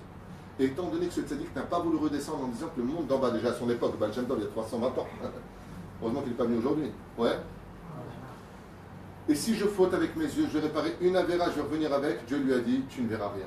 Et si j'ai entendu la shonara et que je n'ai pas réagi en me levant ou en partant, Dieu lui a dit, tu n'entendras rien. Et si je fais une seule vulgarité de ma bouche, il lui a dit, Dieu, tu ne parleras pas. Tu viens juste réparer ça, ne t'inquiète pas. Alors le tzaddik, il a dit, je descends Bekef. Si tu me mets dans ces conditions, alors j'accepte. Bekef. Ah, ni j'entends, ni je vois, je vais juste réparer ça, comme dit le Rabbi Nachman de Breslev, il dit, toute ta vie prie pour ne jamais revenir en Gilgoul. Pourquoi? Tu viens pour réparer 2 fautes, tu repars avec 2 millions de fautes. Comme ça dira Benou. Prie toute ta vie pour ne jamais revenir en Gilgoul. Chez le Tarzor, Lama, tu viens réparer 2-3 trucs, tu reviens avec des millions de choses. Ah bah, attends, tu retournes. Mais la reine, ici, Ishmaïa. Le Baal Shem Tov lui a dit, regardez cet homme, quelle faute il a commise? Une seule. Une seule. Il n'a pas pris le temps parce qu'il s'est mis à l'intérieur de lui en colère. Ça veut dire quoi, il s'est mis en colère? Il est fatigué, il monte un étage pour qui? Pour répondre, c'est un poulet, les cachets. Madame, prends mon poulet, lâche-moi les baskets, 101 ans, Shabbat arrive. Parce qu'il avait l'habitude de faire Shirachirim avant l'entrée de Shabbat pour accueillir avec amour Hachem. Il n'a pas tenu compte d'une chose, qui est l'essentiel de la colère. C'est que derrière chaque événement, avant de te mettre en colère, il y a Dieu. Et ça a été la première fois de sa vie qu'il a vu une femme et qu'il n'a pas vu Dieu. Est-ce que vous avez entendu parler du Rav Moshe Feinstein? Oui. Le Rav Moshe Feinstein était un des plus grands posek halakha du monde ashkénaze. C'est d'ailleurs le seul posek réellement qui permet le chalav nochri, le lait non surveillé. C'est le seul, d'accord? Il dit qu'aujourd'hui c'est industriel, on ne met pas du lait de chameau ou du lait d'ânesse mélangé. Le Rav Moshe Feinstein a des enfants. C'est un homme exceptionnel. Donc je pense que c'était un très grand Rav. Mais en plus de ça, ce qu'il avait, c'est que c'était un vrai papa. C'était un homme qui considérait chaque juif comme sa fille, son fils. Mais vraiment. Et alors qu'il était décédé, vendredi, juste avant l'entrée de Shabbat, le téléphone sonne. Et c'est une dame qui est de l'autre côté du téléphone, et son fils, qui se retrouve dans les 7 jours du deuil de son père, le Rav Moshe Feinstein, prend le téléphone en disant « Ken, à quelle heure rentre Shabbat, s'il vous plaît ?» Et le fils s'est mis dans une colère. Il lui a dit, Madame, vous savez dans quelle maison vous appelez ici? Vous savez où vous appelez? Vous savez à qui vous vous adressez ici? Alors elle lui dit, c'est pas la maison du Rav Moshe Feinstein. Et il lui dit, alors, vous le savez, vous osez m'appeler pour me demander, vous n'avez pas un calendrier? Et la femme lui a répondu, Mais mon cher ami, ça fait plus de 35 ans que j'appelle à ce numéro avant l'entrée de Shabbat et que le Rav Moshe Feinstein me donne toujours l'heure sans jamais me crier dessus. Jamais. Le fils répond, vous appelez mon père depuis 35 ans et il vous donne l'heure à quelle heure rentre Shabbat tous les vendredis. Je vous donne toutes mes excuses. J'avais oublié qui était mon père. C'est pas dans la Gdusha, c'est pas dans l'éclatade de l'étude de la Torah que se trouve la Gdoula d'un homme. La Gdoula d'un manhig d'Israël, c'est dans sa façon de se comporter. C'est pas dans ce qu'il est. Des fois, vous allez avoir des grands rabbanim, sachez-le, des très grands rabbanim. Ce sont ce qu'on appelle des Gdoléador. Mais vous savez pourquoi c'est des Gdoléador? Alors, je vais vous dire quelque chose que les gens ne savent pas.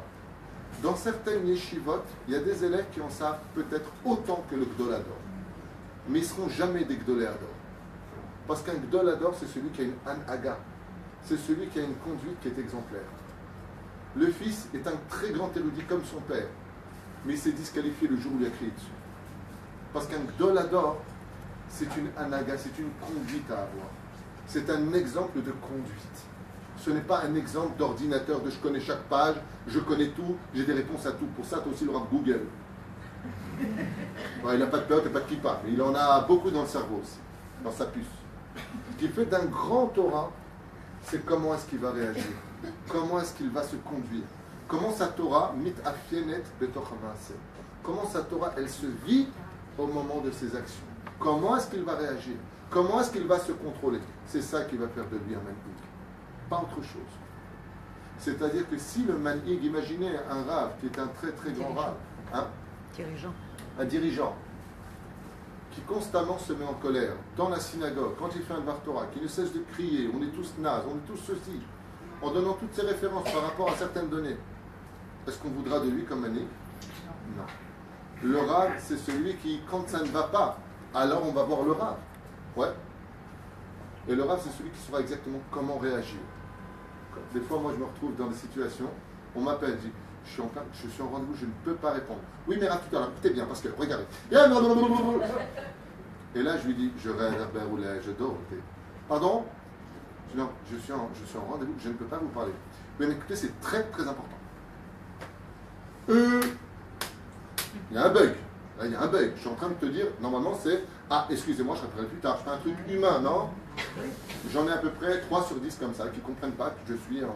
Ou alors, je raccroche, ils rappellent, je raccroche, ils rappellent, et à un moment, je fais, excusez-moi, si je ne réponds pas, c'est parce que je suis en... Oui, la personne éclate en sanglots, oui, vous devez me comprendre, j'en ai rien à faire, en plus. Mais j'ai pire que ça. Ah, j'ai pire que ça. Alors, tu tout, ça ne va pas dans mon couple, vous me recevez tout de suite. Je lui dis, non, je ne peux pas avoir une semaine parce que je suis plein. Je vous promets les mots que je reprends dans la tête. Mais pour qui vous prenez? Vous prenez pour un médecin ou quoi? En général, si je l'ai pas reçu, j'aurais dit va crever. Mais je lui ai dit non, je ne suis pas médecin. J'aurais bien voulu, ceci étant, mais je suis quand même plein et je ne pourrais pas vous placer parce que j'ai des cours à faire, j'ai une famille et je suis plein. Et je me fais incendier au téléphone. Si je divorce, c'est de votre faute. C'est rare, ces téléphones, je vous dis la vérité, mais je reçois ça dans la tête. Et à chaque fois que je raccroche, je suis mort de rire. Ma femme est ici présente, elle peut vous le dire. Ça se passe à la maison à 2-3 heures du matin. 3 heures du matin. Vous dormez?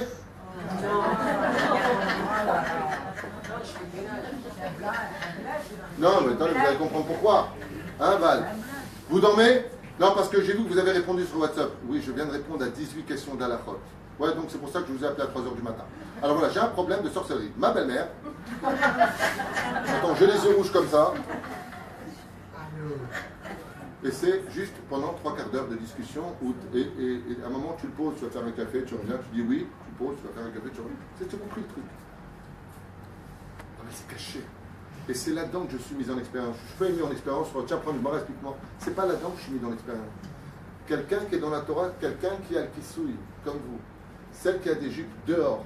On ne va pas vous dire qu'est-ce que tu connais dans le Tanakh. Est-ce que tu connais les lois de la Nida ou de la Kashrut? C'est comment tu vas réagir si on t'agresse. C'est comment est-ce que tu vas réagir si on t'humilie. C'est là-bas qu'on va voir si tu es vraiment quelqu'un de la Torah ou pas de la Torah.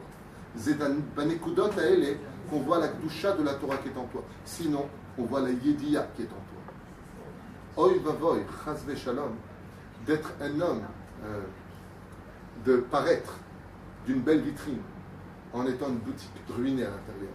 Ça veut dire qu'à l'extérieur, on se montre comme la femme ou l'homme le plus waouh, et à la maison, c'est babaou. Chas v'chalila.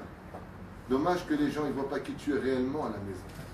Regarde comment tu humilies tes enfants, regarde comment tu me traites comme une chienne, regarde. Et à l'extérieur, tu joues les grands. Un gdolador. Un gdolador, ce n'est pas forcément le Rav Kanievski, le Rav Steinman. Quand je parle du gdolador, dans ma façon de vous parler, c'est que chacun de vous est pour votre famille le gdolador. C'est vous qui connaissez. C'est dans ces moments-là précis qu'on va voir face à la chutzpah, face au culot de l'autre, à l'orgueil de l'autre, comment vous allez réagir. Le travail des vidot, ma viral midotar. Est-ce que je suis capable de passer au-dessus de la colère? Les Chachamim nous disent, écoutez bien ce que je vais vous dire. Tout celui qui est capable de contrôler sa colère peut tout contrôler sur terre. Celui qui est capable de surmonter sa colère, il est capable automatiquement de tout surmonter. Parce que la colère est la base de toutes les autres difficultés. Mais en manière de se poser une question essentielle. Comment vient la colère? Il y a des gens qui sont nés nerveux. Comme une fois j'ai reçu un shlom baït, une femme qui rentre avec son mari comme ça au bureau, et elle est rentrée, rien que quand elle a fermé la porte, j'ai eu peur, moi. Il y a une énergie comme ça qui m'a fait boum. Je n'ai pas osé lui demander, je peux pas lui parler parce que je croyais qu'elle avait 2 canines. En plus, elle avait des ongles longs, rouges et pointus, comme ça, main assez puissante, et elle a posé sur le bureau dès qu'elle arrivait, nerveuse. Moi, je lui ai dit, c'est vous qui avez raison, lui, il attend. Non, je voulais pas me... C'était un peu dangereux, quoi.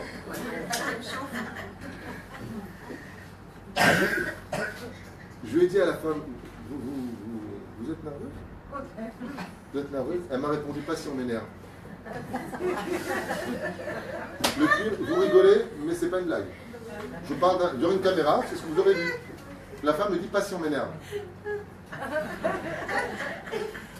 Est-ce que vous comprenez de quoi je vous parle? Oui, oui. Et je lui ai dit, vous savez pourquoi vous êtes venu au monde?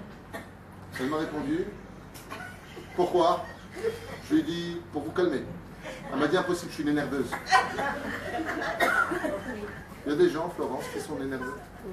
Il y a des gens, ils te pètent les nerfs. Ils sont flegmes. J'ai un neveu, que Dieu le bénisse. Impossible de le mettre en colère. Sa femme, elle lui a dit, mais je ne comprends pas, tu t'énerves jamais.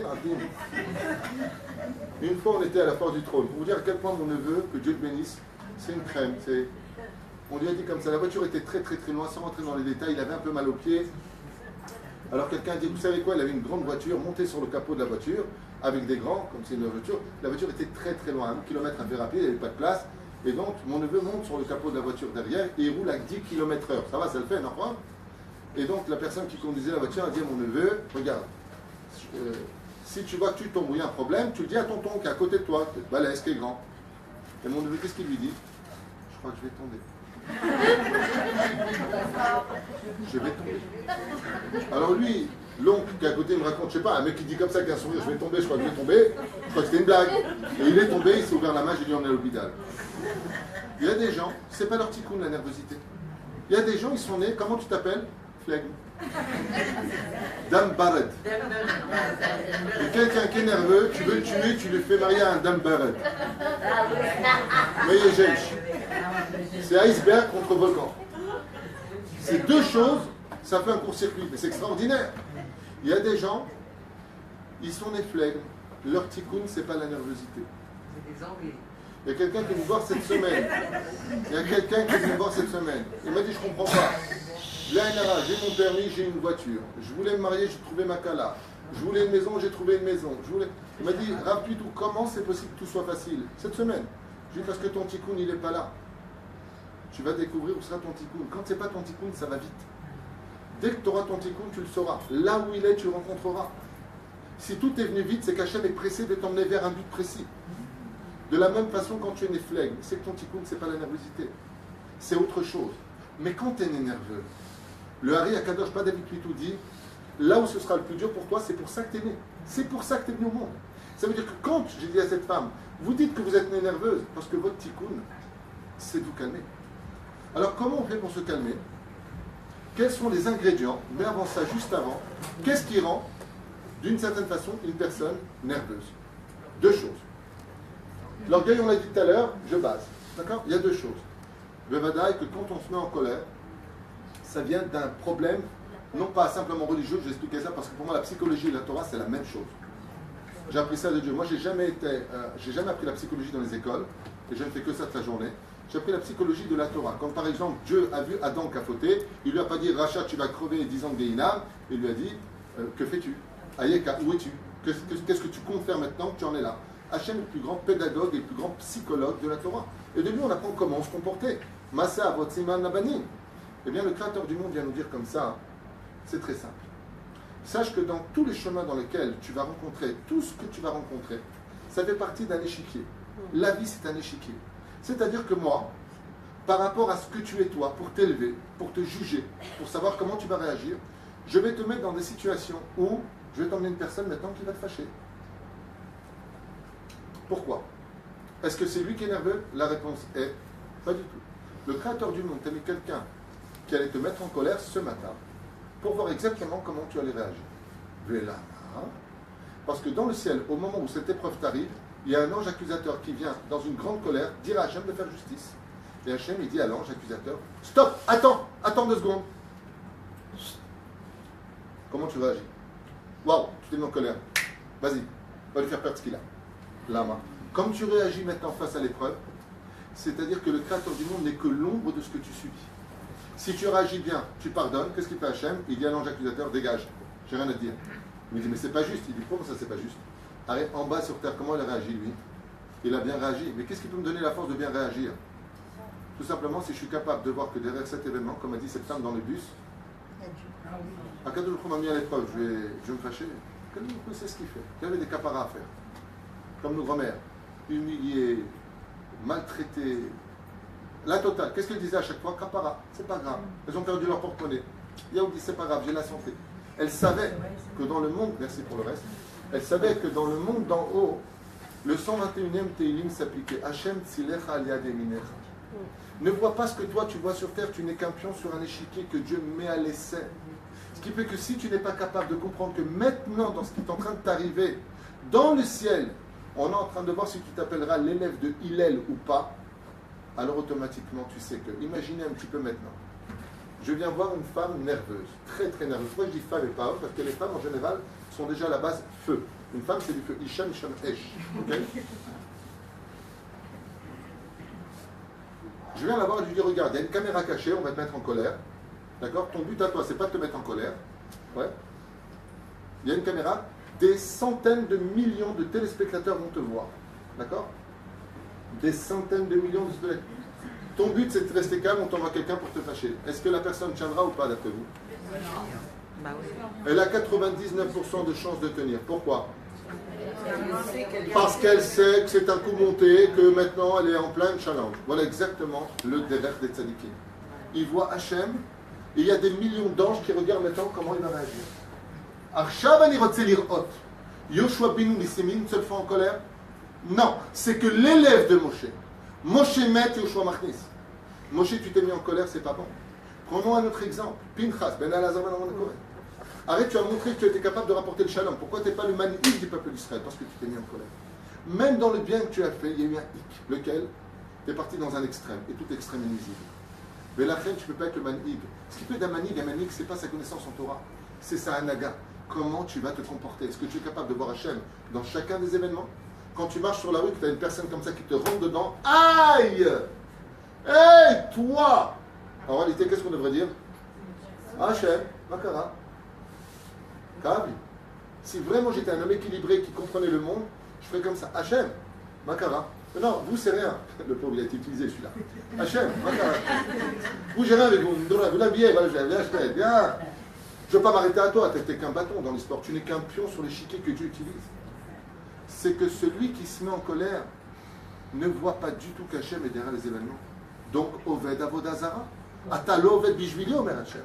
Ata Oved Lézard. Tu travailles pour un étranger, pas pour moi, parce que c'est moi qui t'ai envoyé ça. Azamata Koes Alay. C'est comme si le facteur il t'amène une facture à payer. Oh papa, bouge pas toi. Quoi? Pas. Il dit pourquoi? Je suis le facteur. C'est toi qui me l'as amené. Je suis le facteur. Chaque personne est un facteur. Je n'ai pas besoin de me mettre en colère contre toi. Deuxième chose, Pourquoi est-ce que je me mets en colère? Il n'a pas choisi, c'est marqué que Hachem Gadel Choval Yedechaya. Ça veut dire que lui était digne d'être le bâton. Tu as raison sur ce domaine-là, il doit demander pardon. Alors, dans l'absolu, vis-à-vis de lui, il est en porte-à-faux, c'est-à-dire que lui s'est rajouté une avéra sur le dos de ne pas avoir les faillets sans dire l'hébreu, consoler l'autre. Alors, dans l'absolu, si vraiment, on était des gens de haut niveau, au niveau spirituel et qu'on prendrait le chemin, on ne perdrait même pas avec la personne. Non, la colle de Cédérat, c'est Zéloata. Le mec va dire, on va appeler la police, on en tient, tu vois. Moi, c'est Zéloata. On va dire, je suis Zani. Avant le Pérou Shadaba, que dans l'absolu, que lui doit demander pardon, ça n'enlève rien au côté humain. Mais vis-à-vis d'Hachem, je suis au-dessus. C'est-à-dire que je dois être capable d'être au-delà de la photo qui est devant moi. Je suis capable d'aller au-delà de cela. Shakol met Hachem. Bechol derachecha daïou. Ça veut dire quoi, Bechol derachecha? Les Chachamim nous disent sur tous les chemins où tu vas, daïou. Ça veut dire quoi, daïou? Vois le dévoilement de Vavke. Vavke, c'est les lettres qui sont tombées dans le monde d'en bas. C'est-à-dire, je vois que Béhémet, tout ce qui se passe, c'est Gamzo, les Tova, Kol David, Rachamana, les Tavavi, tout ce que fait juste pour le bien. Quand quelque chose se passe, tu demandes à quelqu'un, fais attention que ça ne déborde pas, ça a débordé. Alors c'est vrai que lui, il n'a pas été vigilant. Alors est-ce que ça vient d'Hachem? Akol min Shamay. Chutz mirat Shamay. Ça veut dire quoi? Que tout vient d'Hachem. La deuxième chose, pourquoi Béhémet, on se met en colère? On n'est pas obligé de être traduit. Quelqu'un que t'as mis en colère, on dit mal, on n'est pas obligé de dire je te pardonne. Tu t'as mis en colère, je pense que Hachem, il va. Alors, c'est bien. C'est comme si tu dis au facteur, écoutez, je sais que la facture vient de l'État, mais vous, je ne peux jamais vous venir chez moi. Si tu veux. 5-4 ans, après, c'est une question de niveau. Rabbi Nachman a dit, j'ai plus aimé ceux qui m'ont fait du mal que ceux qui m'ont fait du bien. Bizarrement. Okay. C'est une façon de définir la chose. Top. La deuxième chose, pourquoi Bémet on se met en colère?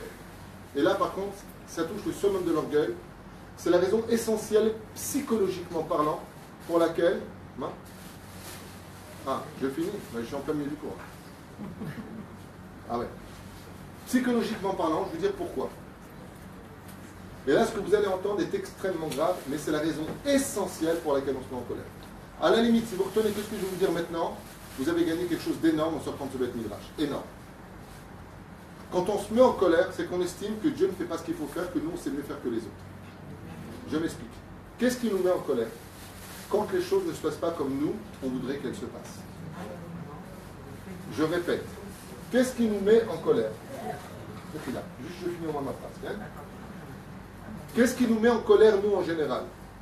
Si, par exemple, je suis ouvrier chez quelqu'un et que cette personne me donne des ordres sur lesquels moi, je ne suis pas d'accord, je travaille pour lui. D'accord? Je ne veux pas commencer à mettre en colère contre mon patron en lui disant « Mais ce que tu fais, n'importe quoi, je suis payé à l'heure. Donc, ce qu'il me demande de faire, je fais une écouda. » Je ne veux pas rentrer dans les détails de savoir ce que j'ai ou pas à faire. J'ai un patron, ce qu'on appelle en hébreu « ma'avid ». Il utilise mes actions et il me paye 30, 40, 50 shekels de l'heure, peu importe, pour ce que je fais. Les Chachamim nous disent, dans tous les livres de Moussa, « Akaas novea min aga pratique, les lois ashgacha pratique ». Ça veut dire que j'estime, si je me mets en colère, que comme les choses ne se sont pas déroulées comme moi je le voulais, automatiquement tous les autres autour ne sont pas bien. Donc qui j'ai éliminé? Une fois de plus, je reviens à cette notion de qui est le manhig dans le monde. Qui est celui qui essaye le monde? Si je me mets en colère, par exemple, dans la maison avec les enfants, sur le domaine, on oublie la Himna, on oublie Hachem. Prenons le domaine psychologique d'une famille. Tu dis à ton fils, ou tu demandes à ton mari, puisque je parle des femmes, donc on va dire que les femmes disent à leur mari, regarde, fais ça et fais ça. C'est là. Il ne fait pas. Par exemple, tu appelles ton enfant pour venir manger. Viens manger. Viens manger. Ça va quoi dire? Viens, je ne remettrai pas ça au micro-ondes. Viens. Et le petit ne vient pas. Automatiquement, je vais engager chez moi une situation de colère. La colère vient de quoi? Frustration, appelle ça comme tu veux, mais ça vient de quoi? Ça ne s'est pas passé comme je l'ai demandé. Ça va m'engager dans d'autres actions. Donc, remettre, ainsi de suite. Les Chachamim me disent, qu'est-ce que faisait ton enfant? Pourquoi il n'est pas venu? Il y a deux options. Ou il est fou, ça peut être une option. Le gosse, il est malade. Maman l'appelle, je sais pas. Bon, alors il est fou. Ou alors il n'est pas fou. Il avait une raison. Des fois, d'ailleurs, très souvent, ça arrive dans les familles. Mais t'es où? Ah, t'es aux toilettes, chérie, excuse-moi. Dougma. Des fois, il est au téléphone. Et là, faites très attention à ce que je vais vous dire. Hazam Brim Podvarim Noraim. Écoutez bien. Le petit, il est en train de jouer à un jeu. Ce jeu, à son niveau à lui, il a 6 ans, il a 5 ans. Il est en train de jouer avec des Lego, on s'en fiche. Il est en train de finir sa société. Comme ça disait Chachamim. À son niveau à lui, à l'âge de 5 ans, qu'il est en train de construire son château à la même valeur énergétique, sentimentale que pour un mec qui a une société. Maman, j'arrive. Attends, faut que je finisse. Tout comme vous, ça vous arrive jamais d'être attaché à quelque chose de très important. Attends, je finis 2 secondes, je peux pas. Déjà qu'avec un feuilleton, Amour Beurre était moche, on peut pas. Ouais. Les Chachamim nous disent, fais attention. Un homme qui vient faire, qui donne un grand coup de pied dans le jeu de son fils. Qui va. Calmez-vous, je parle de ce côté-là, ils sont moins. Un homme qui donne un grand coup de pied dans le jeu de son fils, et le fils se met à pleurer parce qu'il lui a cassé son château de cartes. J'ai n'importe quoi, c'est pas important. Ils disent que dans le ciel, le kitrouk, c'est comme si le père vient de ruiner son fils. C'est la même chose. Lama, pagata. Pagata. Il dit ça, ce côté-là. Du fait que les choses ne se passent pas comme cela, démontre une fois de plus que c'est de l'orgueil. Ça veut dire quoi? Akol magiali. Quand je dis quelque chose, ça doit être fait. Moi, je suis logique. Moi, je suis ceci. Moi, je suis cela. Et donc, si ça ne se passe pas, je ne comprends pas. Je t'ai déjà demandé 10 fois de ne pas parler avec elle. Je t'ai demandé 100 fois de ne pas faire ça. Je t'ai demandé 10 fois de venir à table. Donc, Azma, ça ne s'est pas passé comme tu veux. Azma, on vit en société. Est-ce que tu sais pourquoi je n'ai pas voulu venir? C'est toute l'histoire de Rabbi Akiva. Pourquoi Rabbi Akiva, Zecher Tzadik Kadosh Ibracha, est l'exemple même de l'homme qui s'est travaillé sur ses midot? Parce qu'à chaque fois, sur le domaine de la halakha, sur le domaine de la Gemara, Rabbi Akiva avait toujours raison. Toujours raison! Mais il donnait toujours raison à l'autre. Et pourquoi? Il donnait des circonstances. Et une maman, un jour, c'est le Rav Zuckerman. C'était mon Rav à l'époque, en 1987, quand est mort Rabbi Moshe Ederi. Il a appelé sa fille 1 fois, 2 fois, 3 fois. Je trouve ça un peu bizarre que la fille ne vienne pas. Le Rav, il m'a dit, elle doit avoir de bonnes raisons, la pauvre, de ne pas venir. Elle doit être très occupée. Je trouvais ça merveilleux. Alors qu'est-ce que tu fais? Tu te lèves, c'est pour ça que tu Ashkenaz, Rav Zuckerman. C'est le blond, quoi. C'est le blond. Sauf que même si nous, les Sparades, ils m'ont bien pour être calme, comme ça. Ah, c'est ça. Oui, je savais que tu étais très très occupé. Non, voilà, je suis calme. C'est très dur. Je t'ai appelé, tu viens, et tu penses pas à moi, je suis fatigué, et c'est toujours moi qui dois vous comprendre. Les Parchanim nous disent, fais très attention, quand tu te mets en colère, ça vient du fait que tu penses que tout est dû. Et si Dieu veut que tu répètes? Et si tu dois répéter? Ça fait 3000 ans qu'on répète les mêmes parachutes. Ça fait 2000 ans qu'on dit Hachem, c'est pas ta tifta, qui a guidé la terre. Abba, Mouchata Hachem. Elokeinu, comment on va répéter? Vous savez pourquoi on répète? Parce qu'on n'a pas encore compris. Tant que tu ne comprends pas, le Créateur du monde te répétera exactement les mêmes prières. Quand on aura compris, on passera à un autre domaine, d'autres prières, d'autres façons de réagir. Maïn Zeba, il me reste 2 minutes, et je finirai juste avec ça, parce que je vois que les croissants sont au rendez-vous. Maïn Zeba, d'où est-ce que ça vient? Tout simplement des clipotes. Pourquoi la Chassidoute nous demande-t-elle d'aller constamment au mikvé, surtout pour les hommes? Mikvé, Gematria, c'est-à-dire la notion du mikvé que nous avons, Kaas, sont les 150 fois où on doit se tremper au mikvé. Comment on fait pour éviter la colère? Petit 1, ce que je veux dire va vous paraître un petit peu bizarre à entendre, prends un quart de cachet, calme-toi. Petit 2, apprends, écoutez bien ce que je dis, c'est rapide parce qu'il est tard, apprends à respirer avant de répondre. Calme tes ardeurs. Petit 3, le médicament de la colère dans cette génération, c'est la chassidoute. Sachez-le. La chassidoute, la chassidoute. Étudier de la chassidoute, Le livre de Rabbi Nachman. ça rend le nefesh ragoua. Rabbi Nachman explique. Celui qui veut avoir une vie équilibrée, qu'il étudie les biographies de nos sages. Rabbi Nachman. Il dit que c'est le livre de Emouna le plus important que Dieu nous ait laissé sur terre. La Hanaga, la conduite des autres. Vois comment eux réagissaient, tu auras envie d'être eux, tu vas te calmer. Tu vas commencer à voir réellement Hachem.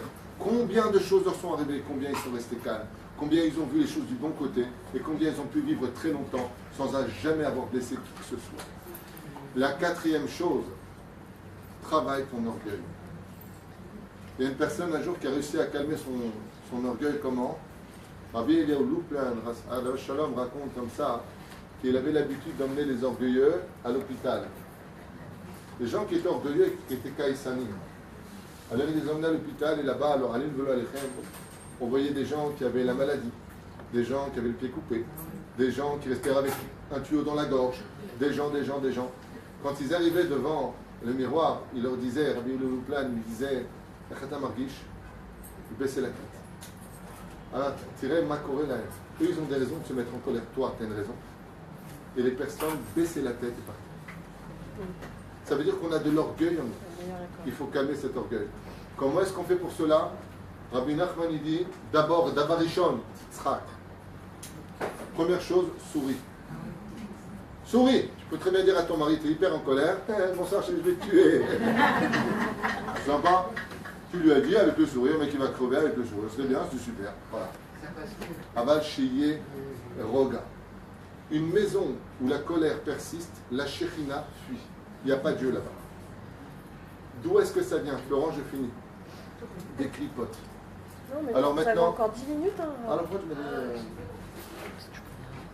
Ah, ma femme me connaissant me prévient une demi-heure à l'avant. All right. Ne vous mettez pas en colère. Non, je ne me mets jamais en colère. Bon, ça, je frappe direct. Alors, le Nyan, il est comme ça. Si on a encore 10 minutes. Tout ce que nous sommes, voilà, c'est parfait. C'est ça qu'il me faut. Voilà un corona. Il y a une base dedans qui va nous être donnée. Colère. Colère! Ouais. Ton but, si tu es coléreux, c'est de te calmer. Où est-ce qu'on apprend ça? Du Tanakh. Prenons 2 exemples pour ne pas faire perdre de temps. Abraham, il était bon ou il était digne? Bon. Il était bon. D'ailleurs, il était gentil, Abraham Avinu. Il était sympathique. Ouais. Dieu, qu'est-ce qu'il lui a demandé? 10e épreuve. Va tuer, prends un couteau. Ok. C'est Midatadin ou Midatachesed? C'est Midatadin. Donc qu'est-ce qu'a demandé à Abraham? L'impossible.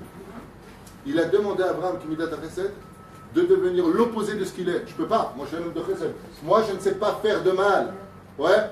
Dieu lui dit, va verser le sang. Je ne peux pas tuer. Je préfère tuer. Je ne peux pas tuer. Lui, il va prendre ton fils. Pas n'importe quel meurtre. Hein. Non. Prends ton fils, ton unique, celui pour qui tu as prié. Wow. Il lui dit, sinon tu ne seras jamais Abraham. Prenons Yitzhak. Yitzhak, il est gentil ou il n'est pas gentil? Yitzhak, il est digne ou il est nadine? Il est rigueur. Qu'est-ce qu'il fait Hachem? C'est le seul mec qui ne supporte pas la vera, il lui met un rachat. Et ça. Ou dans son salon. Avec qui? Des goyotes. Avec quoi? De l'avodazara. Et pour finir le rendre aveugle, des encens d'avodazara ou dans son salon. Oh, je réverbère. Juste à moi, tu me fais ça, le mec qui ne supporte pas la vera, pourquoi tu lui fais ça? Parce que si tu es Midatadine, tu ne m'intéresses pas, tu es né comme ça. J'ai besoin que tu sois Midata Chesed. C'est-à-dire que tu dois être l'opposé de ce que tu es né comme base. Tu as une base, il n'y a pas de je suis né nerveux. Tu te calmes, parce que tu es venu pour ça. Tu dois te contrôler. Comment tu fais quand tu vas chez quelqu'un, quand tu sais que là-bas ça va éclater? Tu sais qu'il va te chercher, tu sais qu'il va te piquer. N'y va pas comme ça, reste derrière la porte 2 secondes. Contrôle-toi, je sais que je vais y aller, il va me chauffer. Allumer Kabel Be'ava. Hachem, et tu fais une bonne doux. Tu fais une bonne. Je sais que là-bas ça va éclater, il va me chercher sur tel et tel truc, il va me réchauffer avec ça. J'y vais, je prends sur moi de sourire. Hachem, je sais que tu vas me mettre à l'épreuve. Tu le dis. Hachem, je sais que tu vas me mettre à l'épreuve. Tu rentres. En fait, dis-moi, tu te rappelles Je fais un clin d'œil à Hachem par la fenêtre. Il y a une caméra, je sais, vous êtes tous là. Titsra Kalze. Lama? Parce que Zélo Pachout.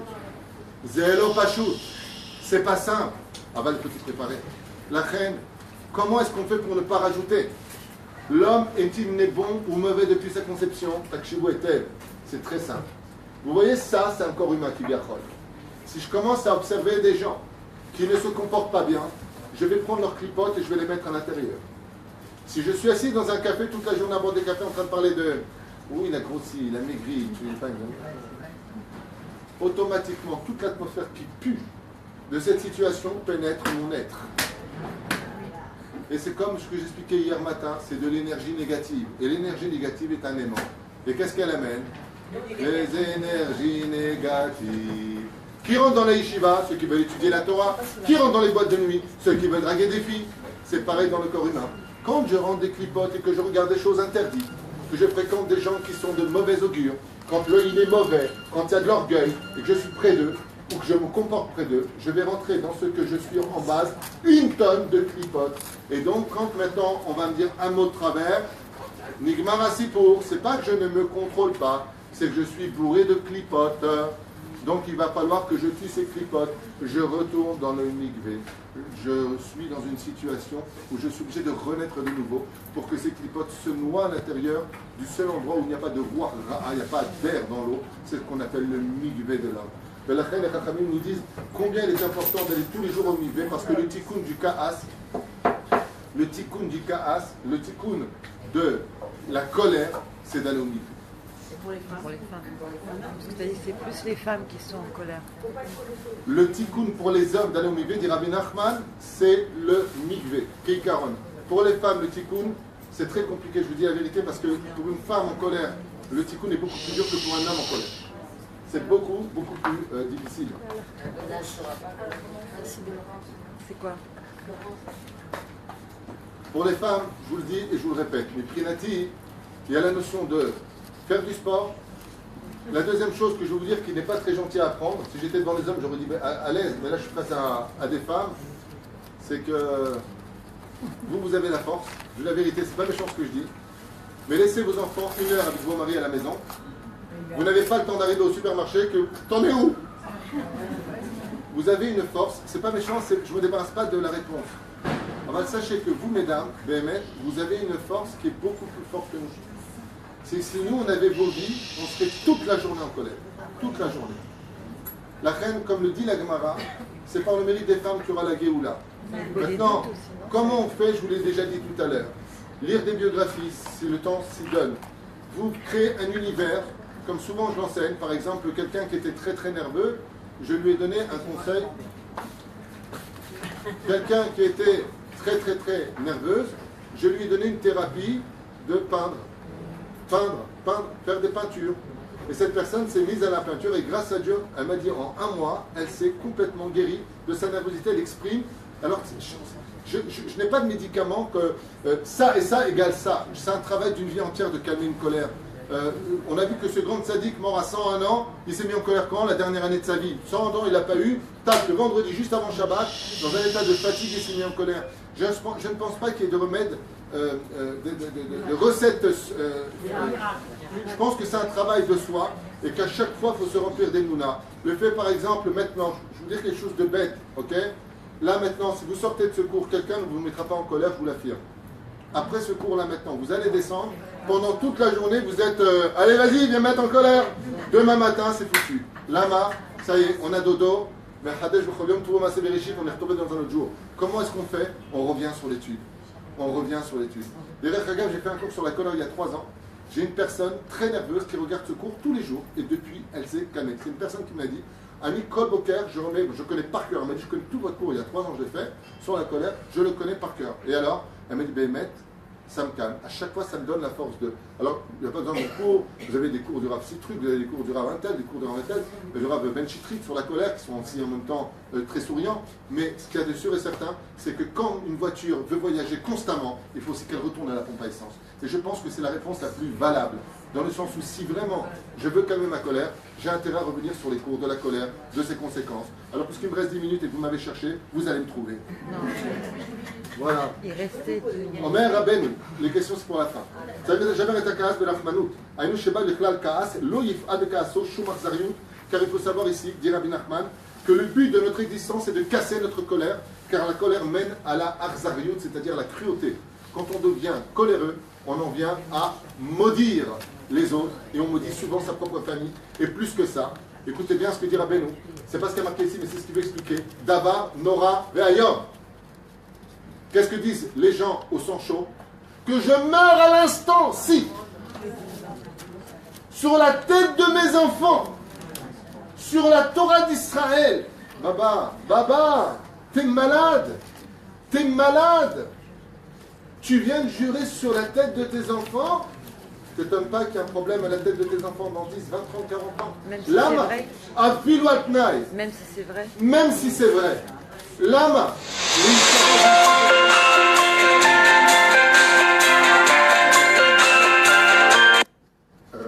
À partir de quand on fait une joie? À partir de quand je viens dire je jure? Quand on m'a accusé de vol, que je n'ai pas de témoin. Quand je suis accusé d'adultère et que je n'ai pas de témoin. Azanibali Shava. C'est-à-dire, on ne jure que dans un cas en général où la vie et la mort dépendront de ce que tu vas jurer, mais pas pour des bêtises. Leishava, c'est assourd de Leishava. Lo yachel devaro. Kalo yatzimifiv yaase. Parachat Shavua, elle parle des Nedarim, justement. Et regardez bien ce que nous dit la paracha de la semaine.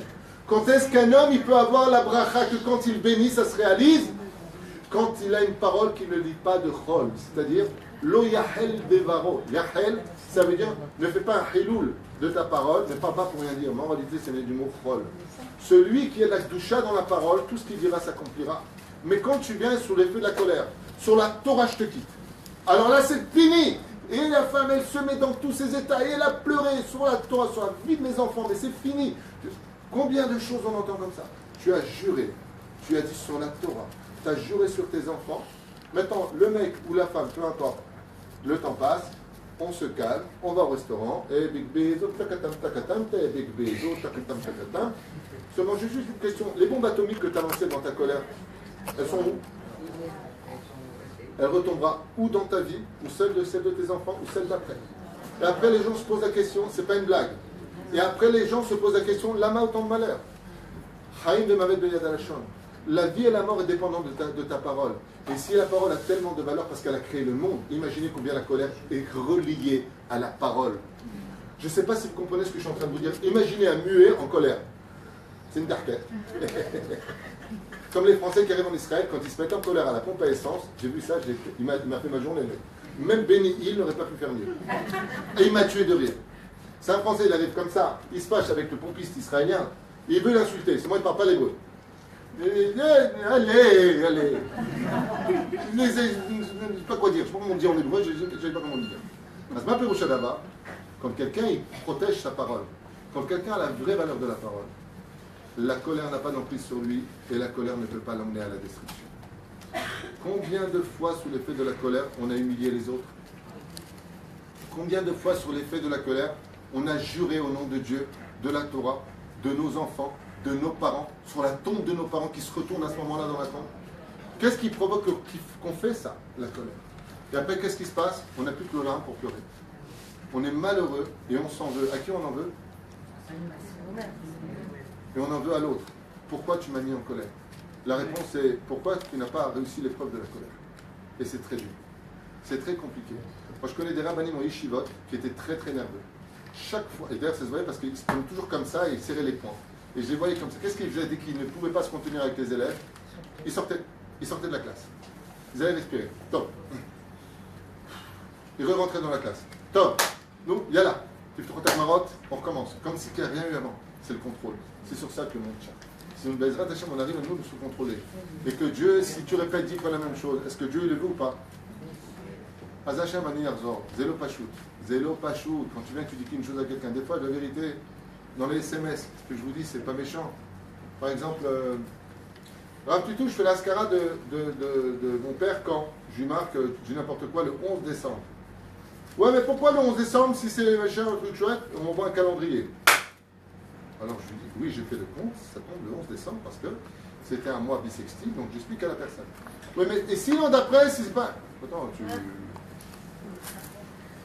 ma femme est à côté de moi, elle peut vous dire, BMF, j'ai des cravates de messages pour donner juste l'heure. Et je rigole. Je rigole jaune, à un moment, je pète les plombs. Mais je rigole jaune, pourquoi? Parce que je me dis, Hachem Menassé, le créateur du monde me met à l'épreuve. Et si je suis capable de comprendre qu'il faut que je retire les clipotes, que je ne pénètre pas en moi des clipotes, de fréquenter les bonnes personnes, d'avoir un rab au-dessus de sa tête. Vous êtes à Natania, vous avez le Rav Nakash, vous avez le Rav Agé, vous avez le Rav Allemand, vous avez le Rav Yoli. Je ne sais pas qui il y a dans cette ville. Mais attachez-vous à un vrai Talmid Chacham, de savoir Bezrat Hashem comment faire les choses, d'apprendre, chers amis, à discuter. Qu'il y ait des hauts et des bas, je dis toujours les bas pour les femmes. Mais dans la ville, le couple, les enfants, c'est pas du khalak. On n'est pas tous Benoît avec le blond. Le blond qui fait ses devoirs, le blond qui est toujours à l'heure, le blond qui sait manger sans salir. Nous, c'est les spaghettis. Comment tu reconnais ce parade? Tu regardes sa chemise, comme spaghetti, chaque pâte, elle vient. Le blond, je sais pas comment ils font la vérité. Nous, on a un sang chaud. Et à partir du moment où on a un sang qui est chaud, il va falloir vraiment commencer à comprendre qu'on a un travail à faire d'haleine et pour cela, il faut s'y préparer. Il faut se préparer à savoir que la colère n'attaque jamais de devant, qu'elle attaque par derrière et on va travailler son caractère. quand on a un bon caractère, quand on commence à travailler ce que nous sommes, alors automatiquement, on finit par être en garde et BMF, on change. Moi, je me souviens que je fumais 2 paquets par jour, 1,5 paquet par jour, et il y a 5 ans, du jour au lendemain, j'ai dit à ma femme, j'arrête. J'arrête. Ma femme m'a rigolé, elle m'a dit, t'arrêtes jusqu'à la prochaine? Je lui ai dit non, j'arrête définitivement. Et jusqu'à aujourd'hui, je n'ai plus jamais remis une cigarette dans ma bouche. Anik, mafsik, nigma, lama. Ouais, mais j'ai mis autre chose dans la bouche. T'arrêtes de manger, le va pas tout le cas. Fumer. Ah bah, zébéou shadaba, non, les deux sont pas bons pour la santé, mais quoi qu'il advienne, ce que je veux vous dire par là, c'est que rien ne peut être plus fort que la volonté. Des fois, moi, je vais chez des gens avec ma femme, et il y a des gens là-bas qui m'énervent. Ils m'énervent, c'est une longue histoire, je vais vous expliquer, je vais vous raconter ma vie. Et ma femme dit toujours, top. Si, comme ça, elle me prépare comme un, tu sais, on va y arriver. Ah ouais, il y a des gens qui me chauffent. Moi, je ne supporte pas l'injustice, ça me tue de l'intérieur. Je ne supporte pas l'injustice. Et quand je vois une injustice, ça me brûle de l'intérieur, ça me gratte à l'intérieur, je ne suis vraiment pas bien. Je ne supporte pas les choses injustes. Et mon épouse est toujours là pour me dire, prépare-toi, il va y avoir l'injustice. Elle me fait rire parce qu'elle me prépare à l'avance. Et ça se passe très bien. Pourquoi? Parce que j'ai mon coach.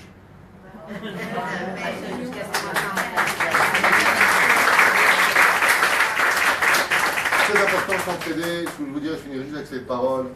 Ça a des hauts, il y a des bas dans la vie. Il y a des hauts, il y a des bas avec les enfants. Les enfants sont très nerveux aujourd'hui. J'en ai parlé hier, j'en reparle avec vous aujourd'hui. Je fais des réunions avec les jeunes. J'en ai eu une Motsé Shabbat des 18-25 ans. J'en ai eu avec les jeunes 14-18 ans.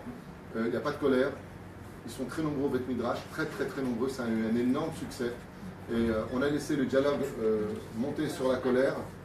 Et c'est extraordinaire de voir des enfants qui ont en réalité l'adolescence. Ces jeunes révoltés que vous avez à la maison ne sont un autre que des enfants qui souffrent énormément. Énormément. Et je vais vous dire quelque chose qui est mon expérience personnelle. Et je ne sais pas si vous avez vu les réseaux sociaux, mais tous les enfants sont sortis presque avec presque des larmes, non, mais les yeux remplis d'espoir parce qu'on a donné 3 heures de dialogue, sans colère. 3 heures, il y a eu 3 heures de dialogue, il n'y a pas eu de colère, et les enfants ont pu enfin s'exprimer. Et c'est ce qui manque le plus dans les familles. S'asseoir, calmement, s'asseoir, on est ensemble, ça ne va pas avec le mari, on ne se fâche pas. Viens, je te parle, je te plais pas, qu'est-ce qui se passe, qu'est-ce que je peux améliorer chez toi, qu'est-ce que toi, par contre, de l'autre côté, tu pourrais faire pour moi. J'en ai marre, je me sens seul. Et lui, je sais que tu travailles. C'est-à-dire, il y a une façon stratégique de faire tomber quelqu'un, c'est de lui donner tous ses arguments avant qu'il le dise, comme ça, il n'a plus rien à dire. Et après, tu le noies avec les tiens.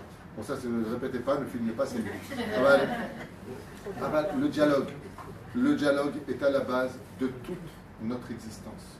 Ce soir, ce sera le cours qui sera fait sur la vraie raison pour laquelle il n'y a pas de Beth Amikdash encore aujourd'hui, alors qu'on a beaucoup de Torah. Je vous invite volontiers ce soir à venir me mettre sur mes autres rachouv. Je ne prépare jamais mes cours, je n'ai même pas ouvert mes livres.